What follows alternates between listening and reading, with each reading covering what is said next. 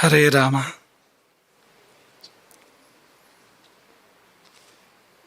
ಯತ್ರೈವ ಯತ್ರೈವ ಮನೋ ಮದೀಯಂ ತತ್ರೈವ ತತ್ರೈವ ತವ ಸ್ವರೂಪಂ. ಯತ್ರೈವ ಯತ್ರೈವ ಶಿರೋ ಮದೀಯಂ ತತ್ರೈವ ತತ್ರೈವ ಪದದ್ವಯಂ ತೇ.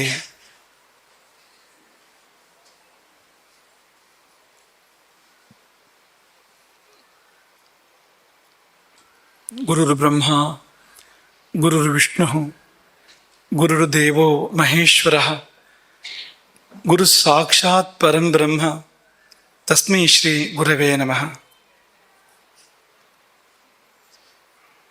ಆಪದಾಮಪಹರ್ತಾರಂ ದಾತಾರಂ ಸರ್ವಸಂಪದಾಂ ಲೋಕಾಭಿರಾಮಂ ಶ್ರೀರಾಮಂ ಭೂಯೋ ಭೂಯೋ ನಮಾಮ್ಯಹಂ.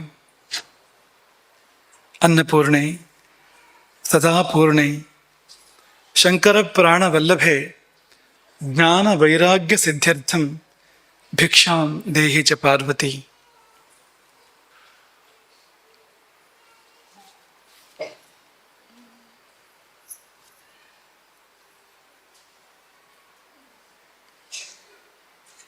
ಮೊತ್ತ ಮೊದಲು ಇಂದು ಪೂಜಿತರಾದ ಸಮಸ್ತ ದೇವತೆಗಳನ್ನು, ಗುರುಗಳನ್ನು ಅಭಿವಂದಿಸ್ತೇವೆ. ಅವರೆಲ್ಲ ನಿಮಗೆ ನಿಮ್ಮ ಮುಂದೆ ಇದ್ದಾರೆ, ನಿಮ್ಮ ಮುಂದೆ ಪ್ರಕಟವಾಗಿದ್ದಾರೆ. ಒಂದು ತೆರೆ ಇದೆ, ಆ ತೆರೆಯನ್ನು ತೆರಿಬೇಕಾಗ್ತದೆ, ತೆರೆದರೆ ಅವರು ಗೋಚರಿಸ್ತಾರೆ. ಹಾಗೆ ನಮಗೂ ಕೂಡ ಅವರು ಅನುಗ್ರಹವನ್ನೇ ಮಾಡ್ತಾ ಇದ್ದಾರೆ, ನಮ್ಮ ಹಿಂದೆ ಇದ್ದಾರೆ ಬೆಂಬಲವಾಗಿ. ನಮ್ಮ ಹಿಂದೆ ನಿಂತ ಮಹಾಶಕ್ತಿಯಾಗಿ ಆ ದೇವತಾ ವೃಂದ, ಗುರು ವೃಂದ ಇದೆ. ನಾವೆಲ್ಲ ಆ ದೇವ ಗುರು ಸನ್ನಿಧಿಗೆ ಹಣೆ ಮಣಿಯೋಣ. ಹೇಳಿ ಕೇಳಿ, ಇಂದು ಗುರು ಪೂರ್ಣಿಮೆ. ಇಡೀ ವರ್ಷದಲ್ಲಿ ಗುರು ಸೇವೆಗೆ, ಗುರುಪಾಸನೆಗೆ ಎಂತಲೇ ಇರುವಂಥ ಒಂದು ದಿನ. ರಾಮನವಮಿ ಬಂದರೆ ರಾಮನ ಪೂಜೆ ಮಾಡ್ತೇವೆ, ಕೃಷ್ಣಾಷ್ಟಮಿ ಬಂದರೆ ಕೃಷ್ಣನ ಪೂಜೆ ಮಾಡ್ತೇವೆ, ನವರಾತ್ರಿ ಬಂದರೆ ದುರ್ಗೆ ಪೂಜೆಯನ್ನು ಮಾಡ್ತೇವೆ. ಹಾಗೆ ಇಡೀ ವರ್ಷದಲ್ಲಿ ಗುರುವನ್ನು ಸೇವಿಸಲಿಕ್ಕೆ, ಗುರುವನ್ನು ಉಪಾಸನೆ ಮಾಡಲಿಕ್ಕೆ ಅತ್ಯಂತ ಪ್ರಶಸ್ತವಾದ ದಿನ ಯಾವುದು ಅಂದರೆ ಈ ದಿನ, ಗುರುಪೂರ್ಣಿಮೆಯ ಒಂದು ಸುದಿನ, ಮಹಾದಿನ. ಆ ದಿನದಂದು ನಾವೆಲ್ಲ ಇಲ್ಲಿ ಸೇರಿದ್ದೇವೆ. ನೀವು ಆ ಗುರು ಪೂಜೆಯನ್ನು ಮಾಡಿದ್ದೀರಿ, ನಾವು ಗುರು ಪೂಜೆಯನ್ನು ಮಾಡಿದ್ದೇವೆ. ನಾವು ಗುರುಪೂಜೆಯನ್ನು ಪ್ರತ್ಯಕ್ಷತಃ ಮಾಡಿದ್ದೇವೆ, ನೀವು ಮನಸ್ಸಿನಿಂದ ಮಾಡಿದ್ದೀರಿ. ಕೂತ್ಕೊಂಡು ನೀವು ಪೂಜೆಯನ್ನು ನೋಡಿದ್ರಿ ಅಂದರೆ ನೀವು ಮಾಡಿದಂತೆ ಅರ್ಥ. ಕಾಳಿದಾಸ ನಾಟಕದ ಬಗ್ಗೆ ಹೇಳುವಾಗ ಅದನ್ನು ಚಾಕ್ಷುಷ ಯಾಗ ಎಂಬುದಾಗಿ ಕರೀತಾನೆ. ಅಂದರೆ ಕಣ್ಣಿಂದ ಮಾಡಬಹುದಾದ ಯಾಗ ಅದು ನಾಟಕ. ಅದು ಕಾಳಿದಾಸ ಬರೆದಂಥ ನಾಟಕಗಳು. ಅಂಥ ನಾಟಕಗಳನ್ನು ಆಡಿದರೆ ಅದನ್ನು ನೋಡುವುದೇ ಒಂದು ಯಾಗ. ಎಲ್ಲಿ ಕೈಕಾಲಿಂದ ಏನು ಮಾಡಿಲ್ವಲ್ಲ ಅಂದರೆ ಕಣ್ಣಿಂದಲೇ ಮಾಡುವಂಥ ಒಂದು ಯಾಗ ಅಂತ. ಹಾಗೆ ನೀವು ಕಣ್ಣಿನಿಂದಲೇ ಪೂಜೆ ಮಾಡಿದ್ರಿ, ಮನಸ್ಸಿನಿಂದಲೇ ಪೂಜೆ ಮಾಡಿದ್ರಿ. ಗುರು ಯಾರವನು, ಗುರು ಮಾಡಬೇಕಾದ ಕಾರ್ಯ ಏನು ಎಂಬುದನ್ನು ಆಲೋಚನೆ ಮಾಡುವಾಗ ಅದಕ್ಕೆ ತುಂಬ ತಿಳ್ಕೊಳ್ಳಿಕ್ಕಿದೆ, ತುಂಬ ಹೇಳಲಿಕ್ಕಿದೆ, ಮುಗಿಯುವಂಥದ್ದಲ್ಲ. ಆದರೆ ಒಂದು ಸಂಗತಿಯನ್ನು ಎತ್ತಿ ಹೇಳುವಂಥ ಮನಸ್ಸು ನಮ್ಮದು. ಗುರು ಅಂದರೆ ಯಾರಿಗೆ ಸರಿ ಯಾವುದು ಅಂತ ಗೊತ್ತೋ ಅವನು ಗುರು. ಸರಿ ಯಾವುದು ಅಂತ ಗೊತ್ತಿರಬೇಕು, ತಪ್ಪು ಯಾವುದು ಅಂತ ಗೊತ್ತಿರಬೇಕು. ಆ ಗೊತ್ತಿರುವಿಕೆ ಅನ್ನೋದು ಕೇವಲ ಪುಸ್ತಕ ಜ್ಞಾನವಾಗಿರಬಾರ್ದು, ಅನುಭವಪೂರ್ವಕವಾಗಿರಬೇಕು. ಹಾಗೆ ಸರಿಯನ್ನು ಬಲ್ಲವನು, ಆದರೆ ಸರಿಯನ್ನು ತಿಳಿದ ಮಾತ್ರಕ್ಕೆ ಅವನು ಗುರುವಾಗೋದಿಲ್ಲ, ಜ್ಞಾನಿ ಆಗ್ತಾನೆ ಅಷ್ಟೆ. ಸರಿಯನ್ನು ಅರಿತವರೆಲ್ಲ ಗುರುಗಳಲ್ಲ, ಜ್ಞಾನಿಗಳು. ಗುರು ಯಾರು ಅಂದರೆ ಸರಿಯನ್ನು ಬಲ್ಲವನು ಮಾತ್ರ ಅಲ್ಲ, ಸರಿಯನ್ನು ತೋರುವವನು, ಸರಿಯ ದಾರಿಯನ್ನು ತೋರುವವನು, ಗುರಿ ಸೇರುವ ಸರಿದಾರಿಯ ತೋರುವ ಸ್ವಭಾವವುಳ್ಳವನು, ಅವನು ಗುರು. ಗುರುವಿನ ಕಾರ್ಯ ಏನು ಅಂದರೆ ಸರಿ ಯಾವುದು ಅಂತ ಸಾರಿ ಹೇಳಬೇಕು, ಮೆತ್ತಗೆ ಹೇಳೋದಲ್ಲ.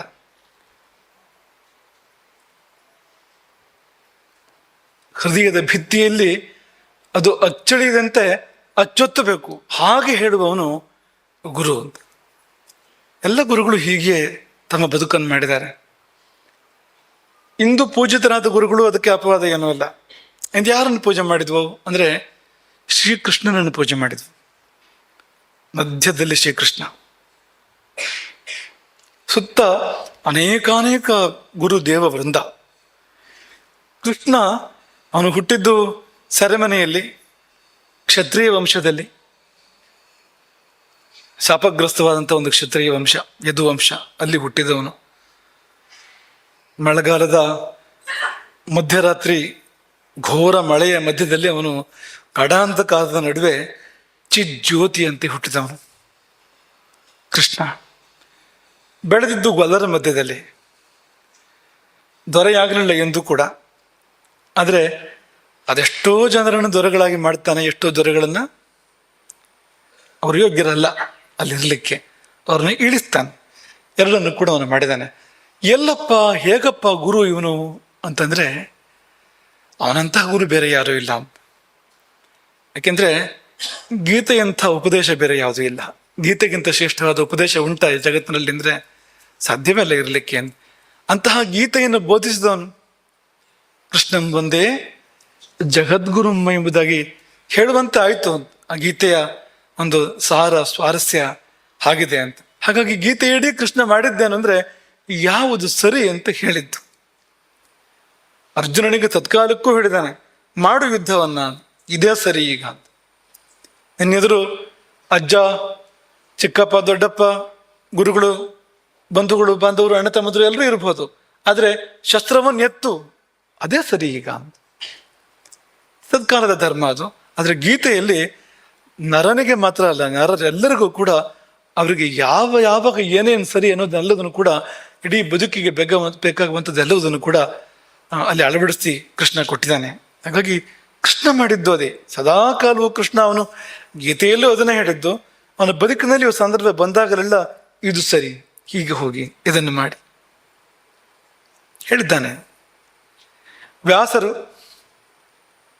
ಪೂಜೆ ಆಗಿದೆ ಇವತ್ತು. ಶ್ರೀಕೃಷ್ಣನ ಬಲಭಾಗದಲ್ಲಿ ವ್ಯಾಸರ ಪೂಜೆ, ಶಿಷ್ಯರ ಸಹಿತರಾಗಿರ್ತಕ್ಕಂಥ ವ್ಯಾಸರ ಪೂಜೆ ಇವತ್ತು ಆಗಿದೆ. ಅವರು ಉದ್ಘೋಷ ಮಾಡ್ತಾರೆ, ಎರಡೂ ಕೈ ಮೇಲೆತ್ತಿ ನಾನು ಕೂಗಿ ಹೇಳ್ತಾ ಇದ್ದಾನೆ. ಯಾಕೆ ಯಾರೂ ಕೇಳಿಸ್ಕೊಳ್ತಾ ಇಲ್ಲ? ಏನಪ್ಪ ಕೂಗಿ ಹೇಳಿದ್ದು ಅಂದರೆ, ಧರ್ಮದಿಂದಲೇ ಸಂಪತ್ತು, ಧರ್ಮದಿಂದಲೇ ಸುಖ. ಯಾಕೆ ನೀವು ಧರ್ಮವನ್ನು ಆಶ್ರಯಿಸ್ತಾ ಇಲ್ಲ? ಸುಖದ ಹಿಂದೆ ಓಡ್ತಾ ಇದ್ದೀರಿ, ಸಂಪತ್ತಿನ ಹಿಂದೆ ಓಡ್ತಾ ಇದ್ದೀರಿ.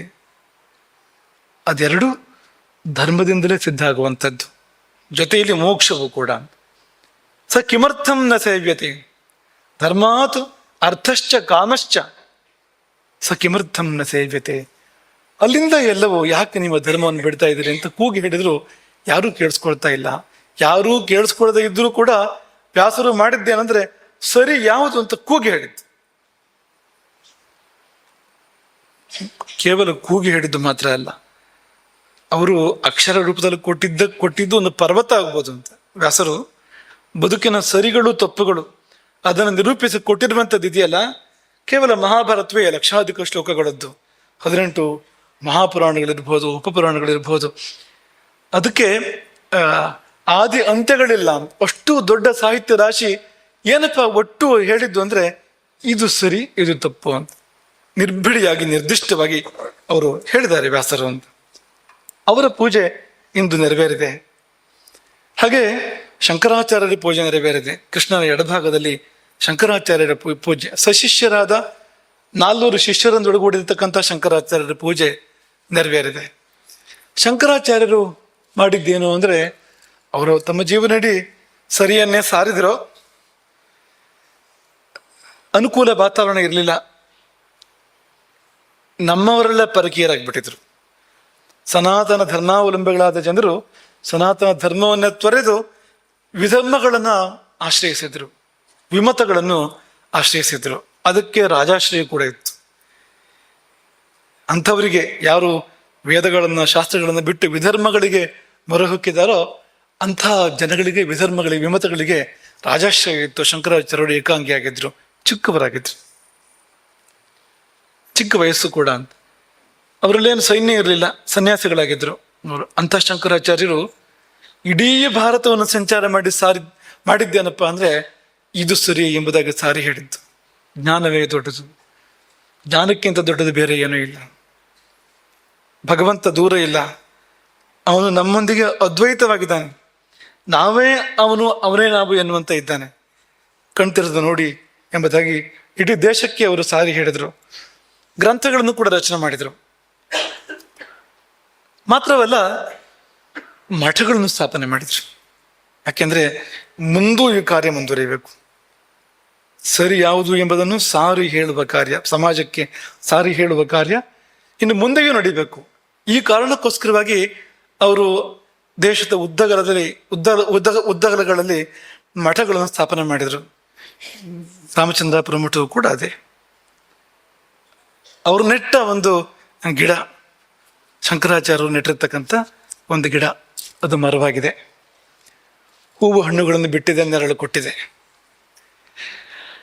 ಮಠದ ಉದ್ದೇಶ ಏನಪ್ಪಾ ಅಂದ್ರೆ, ಶಂಕರಾಚಾರ್ಯರ ಉದ್ದೇಶ ಏನಾಗಿತ್ತೋ ಅದೇ ಮಠದ ಉದ್ದೇಶ.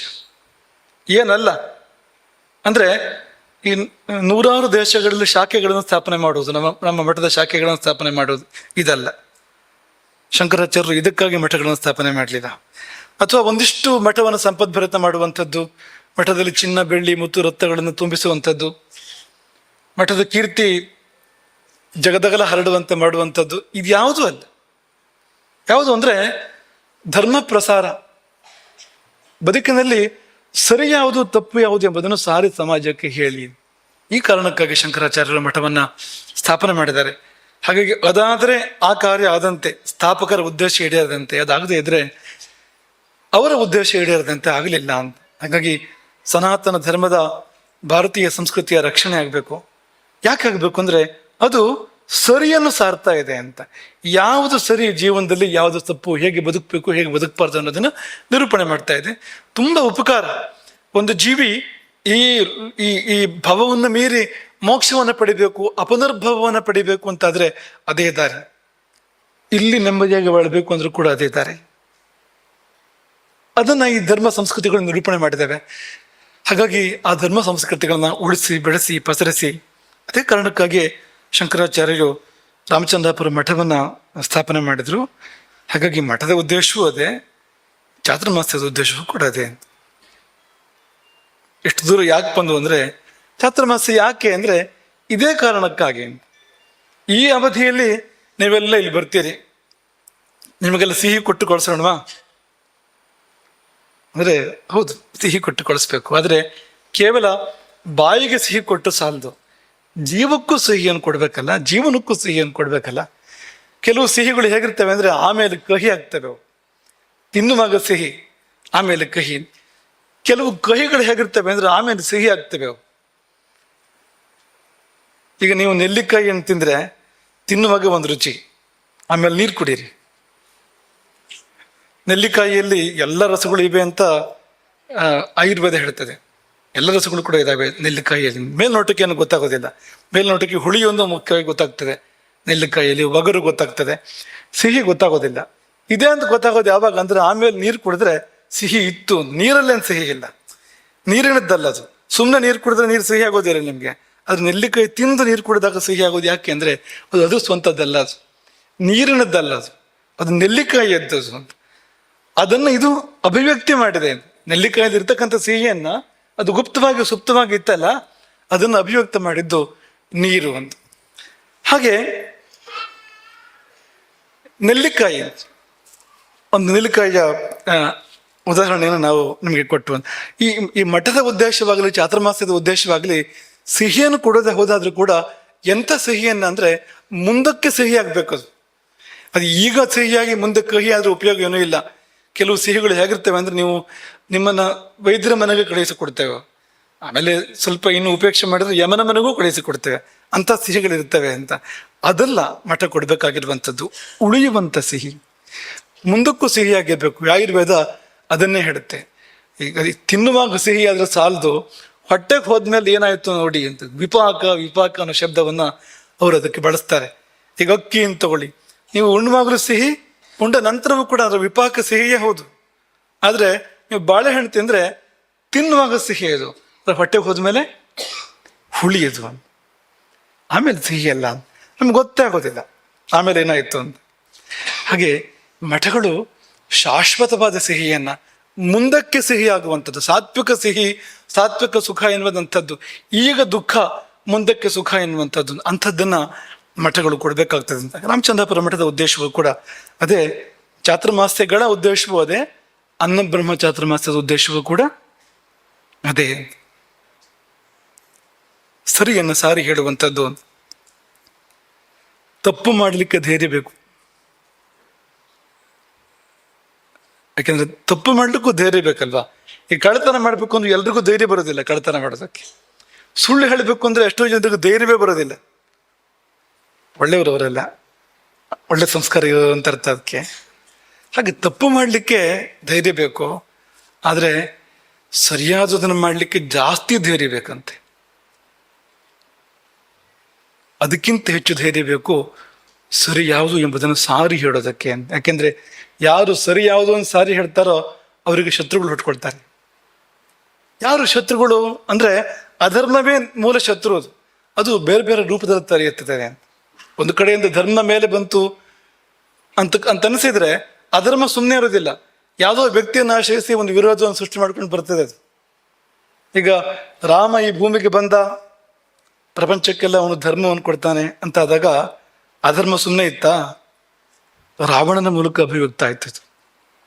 ಸುಖ ಸುಮ್ಮನೆ ತನ್ನಷ್ಟಕ್ಕೆ ತಾನು ರಾಮ ವನವಾಸ ಮಾಡ್ತಾ ಇದ್ದಾಗ ಅಲ್ಲಿ ಚಿನ್ನದ ಜಿಂಕೆ ತಂದು ಬಿಡ್ಬೇಕಾ? ಸೀತೆಯನ್ನು ಕದ್ದೊಯ್ಬೇಕಾ? ನೋಡಿ, ಇಲ್ಲಿ ಧರ್ಮ ಹೋಗಿ ಅಧರ್ಮದ ಮೇಲೆ ಯುದ್ಧ ಮಾಡಿದ್ದಲ್ಲ, ಅಂದ್ರೆ ಧರ್ಮ ದಂಡೆತ್ತಿ ಹೋಗಿರುವಂತದ್ದಲ್ಲ ಅಂತ. ಅಧರ್ಮ ಬಂದು ಕೆರಳಿಸಿದೆ, ಕೆದಕಿದೆ, ಕಾರಣ ಕೊಟ್ಟಿದೆ, ಕುಚೋದ್ಯ ಮಾಡಿದೆ ಅದು ಅಂತ. ಆಮೇಲೆ ಧರ್ಮ ಪ್ರತಿಕ್ರಿಯೆ ಕೊಡೋದು ಅನಿವಾರ್ಯ ಆಯಿತು ಅಂತ ಸಂದರ್ಭವನ್ನು ಸೃಷ್ಟಿ ಮಾಡಿದೆ ಅಂತ. ರಾಮ ಲಂಕೆಯ ಬಾಗಿಲಿನಲ್ಲಿ ನಿಂತು ಕೂಡ ರಾವಣನಿಗೆ ಹೇಳ್ತಾನೆ, ಸೀತೆಯನ್ನು ಮರಳಿ ಕೊಟ್ಬಿಡು, ಇಲ್ಲಿಗೆ ಮುಗಿಸ್ಕೊಂಡಿದ್ದಾನೆ ಅಂತ, ಯುದ್ಧ ಬೇಡ ಅಂತ. ಯುದ್ಧ ಬೇಕೇ ಬೇಕು ಅಂತ.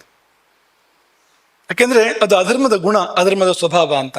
ನೀವು ಸರಿಯನ್ನು ಹೇಳ್ತಾ ಇದ್ದೀರಿ ಅಂತ ನಿಮ್ಗೆ ಗೊತ್ತಾಗೋದು ಹೇಗೆ ಅಂದ್ರೆ, 4 ಕಡೆಯಿಂದ ಬೇರೆ ಬೇರೆ ಧ್ವನಿಗಳು ಶುರುವಾಗ್ತವೆ ನಿಮ್ಮ ಸುತ್ತಮುತ್ತ ಎಲ್ಲ. ನಿಮ್ಮ ವಿರುದ್ಧ ಪಿತೂರುಗಳು ಶುರುವಾಗ್ತವೆ, ನಿಮ್ಮ ವಿರುದ್ಧ ಬೇರೆ ಬೇರೆ ರೀತಿಯ ಸಂಚುಗಳು ಶುರುವಾಗ್ತವೆ.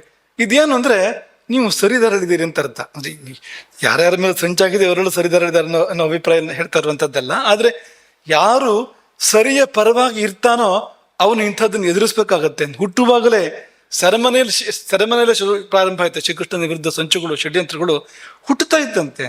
ಇನ್ನು ಹುಟ್ಟಿಲ್ಲ, ಮೊದಲೇ ಸಂಚು ಸಿದ್ಧಾಗ್ಬಿಟ್ಟಿದೆ ಅಂತ.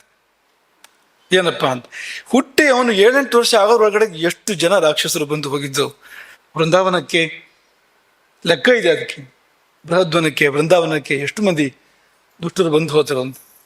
ಹಾಗಾಗಿ ಸರಿ ಯಾವುದು ಎಂಬುದನ್ನು ಸಾರಿ ಹೇಳೋದಕ್ಕೆ ಅತ್ಯಧಿಕ ಧೈರ್ಯ ಬೇಕಾಗ್ತದೆ ಅಂತ. ಆದ್ರೆ ಮಠಗಳು ಆ ಧೈರ್ಯವನ್ನು ಮಾಡಬೇಕು. ಕೆಲವು ಬಾರಿ ಏನಾಗ್ತದೆ ಅಂದ್ರೆ, ಮಠಗಳು ಕೂಡ ತಮ್ಮ ಶಿಷ್ಯರನ್ನು ಒಲಿಸಿ ಇಟ್ಕೊಳ್ಬೇಕು ಅಂತಾದ್ರೆ ಎಲ್ಲ ನಿಷ್ಠುರ ಸತ್ಯಗಳನ್ನು ಹೇಳಲಿಕ್ಕೆ ಆಗೋದಿಲ್ಲ ಅನ್ನೋ ತೀರ್ಮಾನ ಮಾಡುವಂಥ ಪ್ರಮೇಯಗಳು ಇದು ಬಿಡ್ತವೆ. ಇದ್ದಿದ್ದನ್ನು ಇದ್ದಾಗ ಹೇಳಿದ್ರೆ ಶಿಷ್ಯರು ದೂರ ಹೋಗ್ತಾರೆ, ನಿಷ್ಠುರ ಆಗ್ಬೋದು ಅಂತ. ಹಾಗಾಗಿ ಆದಷ್ಟು ಎಲ್ಲ ಒಲಿಸ್ಕೊಂಡು ಹತ್ರ ಇಟ್ಕೊಳ್ಳೋಣ ಅಂತ. ಇಟ್ಕೊಂಡು ಏನಾಯ್ತು ಪ್ರಯೋಜನ ಅಂತ, ಇಟ್ಕೊಂಡು ಏನು ಅಂತ. ಹಾಗಾಗಿ ಮಠಗಳು ಸತ್ಯವನ್ನು ಸಾರಿ ಹೇಳೋರಾಗಬೇಕು, ಹೇಳಬೇಕಾಗಿದ್ದನ್ನ ಗಟ್ಟಿಯಾಗಿ ಹೇಳೋರಾಗಬೇಕು. ಅದಕ್ಕಾಗಿ ಜನ ದೂರ ಹೋಗ್ಬೋದು, ಜನ ಮೆಚ್ಚಲಾರರು, ಜನರಿಗೆ ಅದು ರುಚಿಸಲಾರದು ಅನ್ನೋದಕ್ಕೋಸ್ಕರವಾಗಿ ಅವರು ಬೇರೆ ಹಾದಿಯನ್ನು ಹಿಡಿಬಾರದು ಮಠಗಳು. ಯಾಕೆಂದ್ರೆ ಸರ್ವಸಂಘ ಪರಿತ್ಯಾಗಿಗಳೇ, ವಿರಕ್ತರೇ ಜನರನ್ನು ಒಲಿಸೋದರಲ್ಲಿ ನಿರತರಾದ್ರೆ ಬೇರೆ ಯಾರು ಈ ಪ್ರಪಂಚಕ್ಕೆ ಸತ್ಯವನ್ನು ಸಾರುವಂಥವ್ರು? ಶಂಕರಾಚಾರ್ಯರು ಯಾಕೆ ವಿರಕ್ತರನ್ನ ತಂದು ಪೀಠದಲ್ಲಿ ಕೂರಿಸ್ಬೇಕಾಯ್ತು ಅಂದ್ರೆ ಅವ್ರಿಗೇನು ಸ್ವಾರ್ಥ ಇಲ್ಲ ಅಂತ, ಭಯ ಆಮಿಷಗಳಿಲ್ಲ ಅವರಿಗೆ ಅಂತ. ಆ ಕಾರಣಕ್ಕೋಸ್ಕರವಾಗಿ ಅವರು ಅದನ್ನೇ ಮಾಡಿದ್ರೆ ಏನಪ್ಪಾ, ಈ ಜ್ಯೋತಿಷದಲ್ಲಿ ಒಂದು ನಿಯಮ ಇದೆ. ಈ ಜ್ಯೋತಿಷ್ಕ ದೈವಜ್ಞ ಏನಿದ್ದಾನೆ, ಈ ದೈವಜ್ಞ ಹಣಕ್ಕೆ ಆಸೆ ಮಾಡಬಾರ್ದಂತೆ. ಅವನಿಗೆ ಹಣ ಕೊಡಬಾರ್ದು ಅನ್ನೋ ಅಭಿಪ್ರಾಯ ಹೇಳ್ತಾ ಇರೋದಲ್ಲ, ಕೊಡ್ಬೇಕು, ಅದನ್ನು ಕೊಡಬೇಕು. ಅವನಿಂದ ಒಂದು ಸಲಹೆ ಪಡ್ಕೊಂಡ ಮೇಲೆ ಕೊಡ್ಬೇಕು, ಅದನ್ನು ಕೊಡದಿದ್ರೆ ತಪ್ಪಾಗ್ತದೆ, ಪೃಚ್ಛಕನ ತಪ್ಪಾಗ್ತದೆ. ಆದರೆ ದೈವಜ್ಞ ಹಣದ ನಿರೀಕ್ಷೆ ಮಾಡಬಾರ್ದು. ಯಾಕೆ ಮಾಡಬಾರ್ದು ಅಂದರೆ, ಹಣದ ನಿರೀಕ್ಷೆ ಮಾಡಿದರೆ ಅವರು ಜ್ಯೋತಿಷವನ್ನು ಹೇಳ್ಬೋದು, ಚೆನ್ನಾಗೇ ಹೇಳ್ಬೋದು, ಆದರೆ ಕರ್ಮವನ್ನು ಅನುಭವಿಸಬೇಕೆ ತಕ್ಕಂತೆ ಹೇಳ್ತಾನೆ ಅವನು. ಕರ್ಮವನ್ನು ತಪ್ಪಿಸಿಕೊಳ್ಳುವಂತೆ ಹೇಳಲಿಕ್ಕೂ ಆಗೋದಿಲ್ಲ. ಜ್ಯೋತಿಷ ಯಾತಕ್ಕೋಸ್ಕರ ಇದೆ ಅಂದರೆ, ಒಂದು ಕರ್ಮ ಬಂದು ಹೊಡಿತಾ ಇದೆ ಅಂದರೆ ಮೊದಲೇ ನೋಡಿ ಆ ಕರ್ಮದಿಂದ ತಪ್ಪಿಸಿಕೊಳ್ಳುವಂತೆ ದಾರಿ ತೋರಿಸ್ಬೇಕು. ಅದಕ್ಕೋಸ್ಕರವಾಗಿ ಜ್ಯೋತಿಷ ಇರುವಂಥದ್ದು. ಕರ್ಮಚಕ್ರದ ಬಾಧೆಯಿಂದ ತಪ್ಪಿಸಿಕೊಳ್ಳುವಂತೆ ಮಾರ್ಗದರ್ಶನ ಕೊಡಬೇಕು. ಅದಾಗೋದೇ ಇಲ್ಲ, ಆ ಕಡೆಗೆ ಹೋಗುವ ಹಾಗೆ ಮಾಡಿಬಿಡ್ತಾನೆ ಅವನು ಅಂತ. ಈ ರೀತಿಯಾಗಿ ಮಠಗಳು ಆಗಬಾರ್ದು ಅನ್ನೋದು ಸರಿಯಾದ ವಿಷಯ ಅಂತ. ಹಾಗಾಗಿ ನಾವೊಂದು ಆಲೋಚನೆ ಮಾಡಿದ್ದೇನೆಂದರೆ, ಯಾತ್ರೆಗಳು, ಸಂಸ್ಥಾನ ಮಾಡುವಂಥ ಯಾತ್ರೆಗಳು ಹೀಗೆ ನಡಿಬೇಕು ಇನ್ನು ಮುಂದಕ್ಕೆ. ಹೇಗೆ ಅಂದರೆ, ಏನಾದರೂ ಒಂದು ಒಳ್ಳೆಯ ವಿಷಯವನ್ನ ನಾವು ತಿಳ್ಕೊಳ್ಳೋ ಹಾಗಿರ್ಬೇಕು. ಅಲ್ಲಿ ಕೇವಲ ಮಂತ್ರಾಕ್ಷತೆ ಪಡ್ಕೊಂಡು ಹೋದ್ರೆ ಸಾಲದು, ಕೇವಲ ಎಮ್ಮೆಗೆ ಬಂದ ಜ್ವರಕ್ಕೆ ಪರಿಹಾರ ಕೇಳಿದ್ರೆ ಸಾಲದು. ಏನಾದ್ರೂ ಒಂದು ಜೀವನಕ್ಕೆ ಬೇಕಾದ ಒಳ್ಳೆ ವಿಷಯ ತಿಳ್ಕೊಳ್ಳೋ ಹಾಗಿರ್ಬೇಕು ಅಂತ. ಯಾರ್ಯಾರು ನೀವು ಇನ್ನು ಮುಂದೆ ಕರಿತೀರೋ, ನಿಮ್ಮ ಮನೆಗೆ ಬರಬೇಕು ಅಥವಾ ಊರಿಗೆ ಬರಬೇಕು, ದೇವಸ್ಥಾನಕ್ಕೆ ಬರಬೇಕು, ಯಾರ್ಯಾರಿಗಂತ ಇಚ್ಛೆ ಇದೆಯೋ, ನಿಮ್ಗೆ ಒಂದೇ ಒಂದು ಅಪೇಕ್ಷೆ ನಿಮ್ಮಲ್ಲಿ, ನಮ್ದು ಏನು ಅಂದರೆ, ನೀವು ಅದನ್ನು ಷರತ್ತು ಅಂತ ಬೇಕಾದ್ರೂ ತಿಳ್ಕೊಳ್ಳಿ ಅಂತ. ಅಲ್ಲಿ ಏನಾದ್ರೂ ಒಂದು ಒಳ್ಳೆಯ ವಿಷಯ ಜೀವನಕ್ಕೆ ಸಂಬಂಧಪಟ್ಟಿದ್ದು ತಿಳ್ಕೊಳ್ಳೋ ಅವಕಾಶವನ್ನು ನೀವು ಏರ್ಪಡಿಸಿ.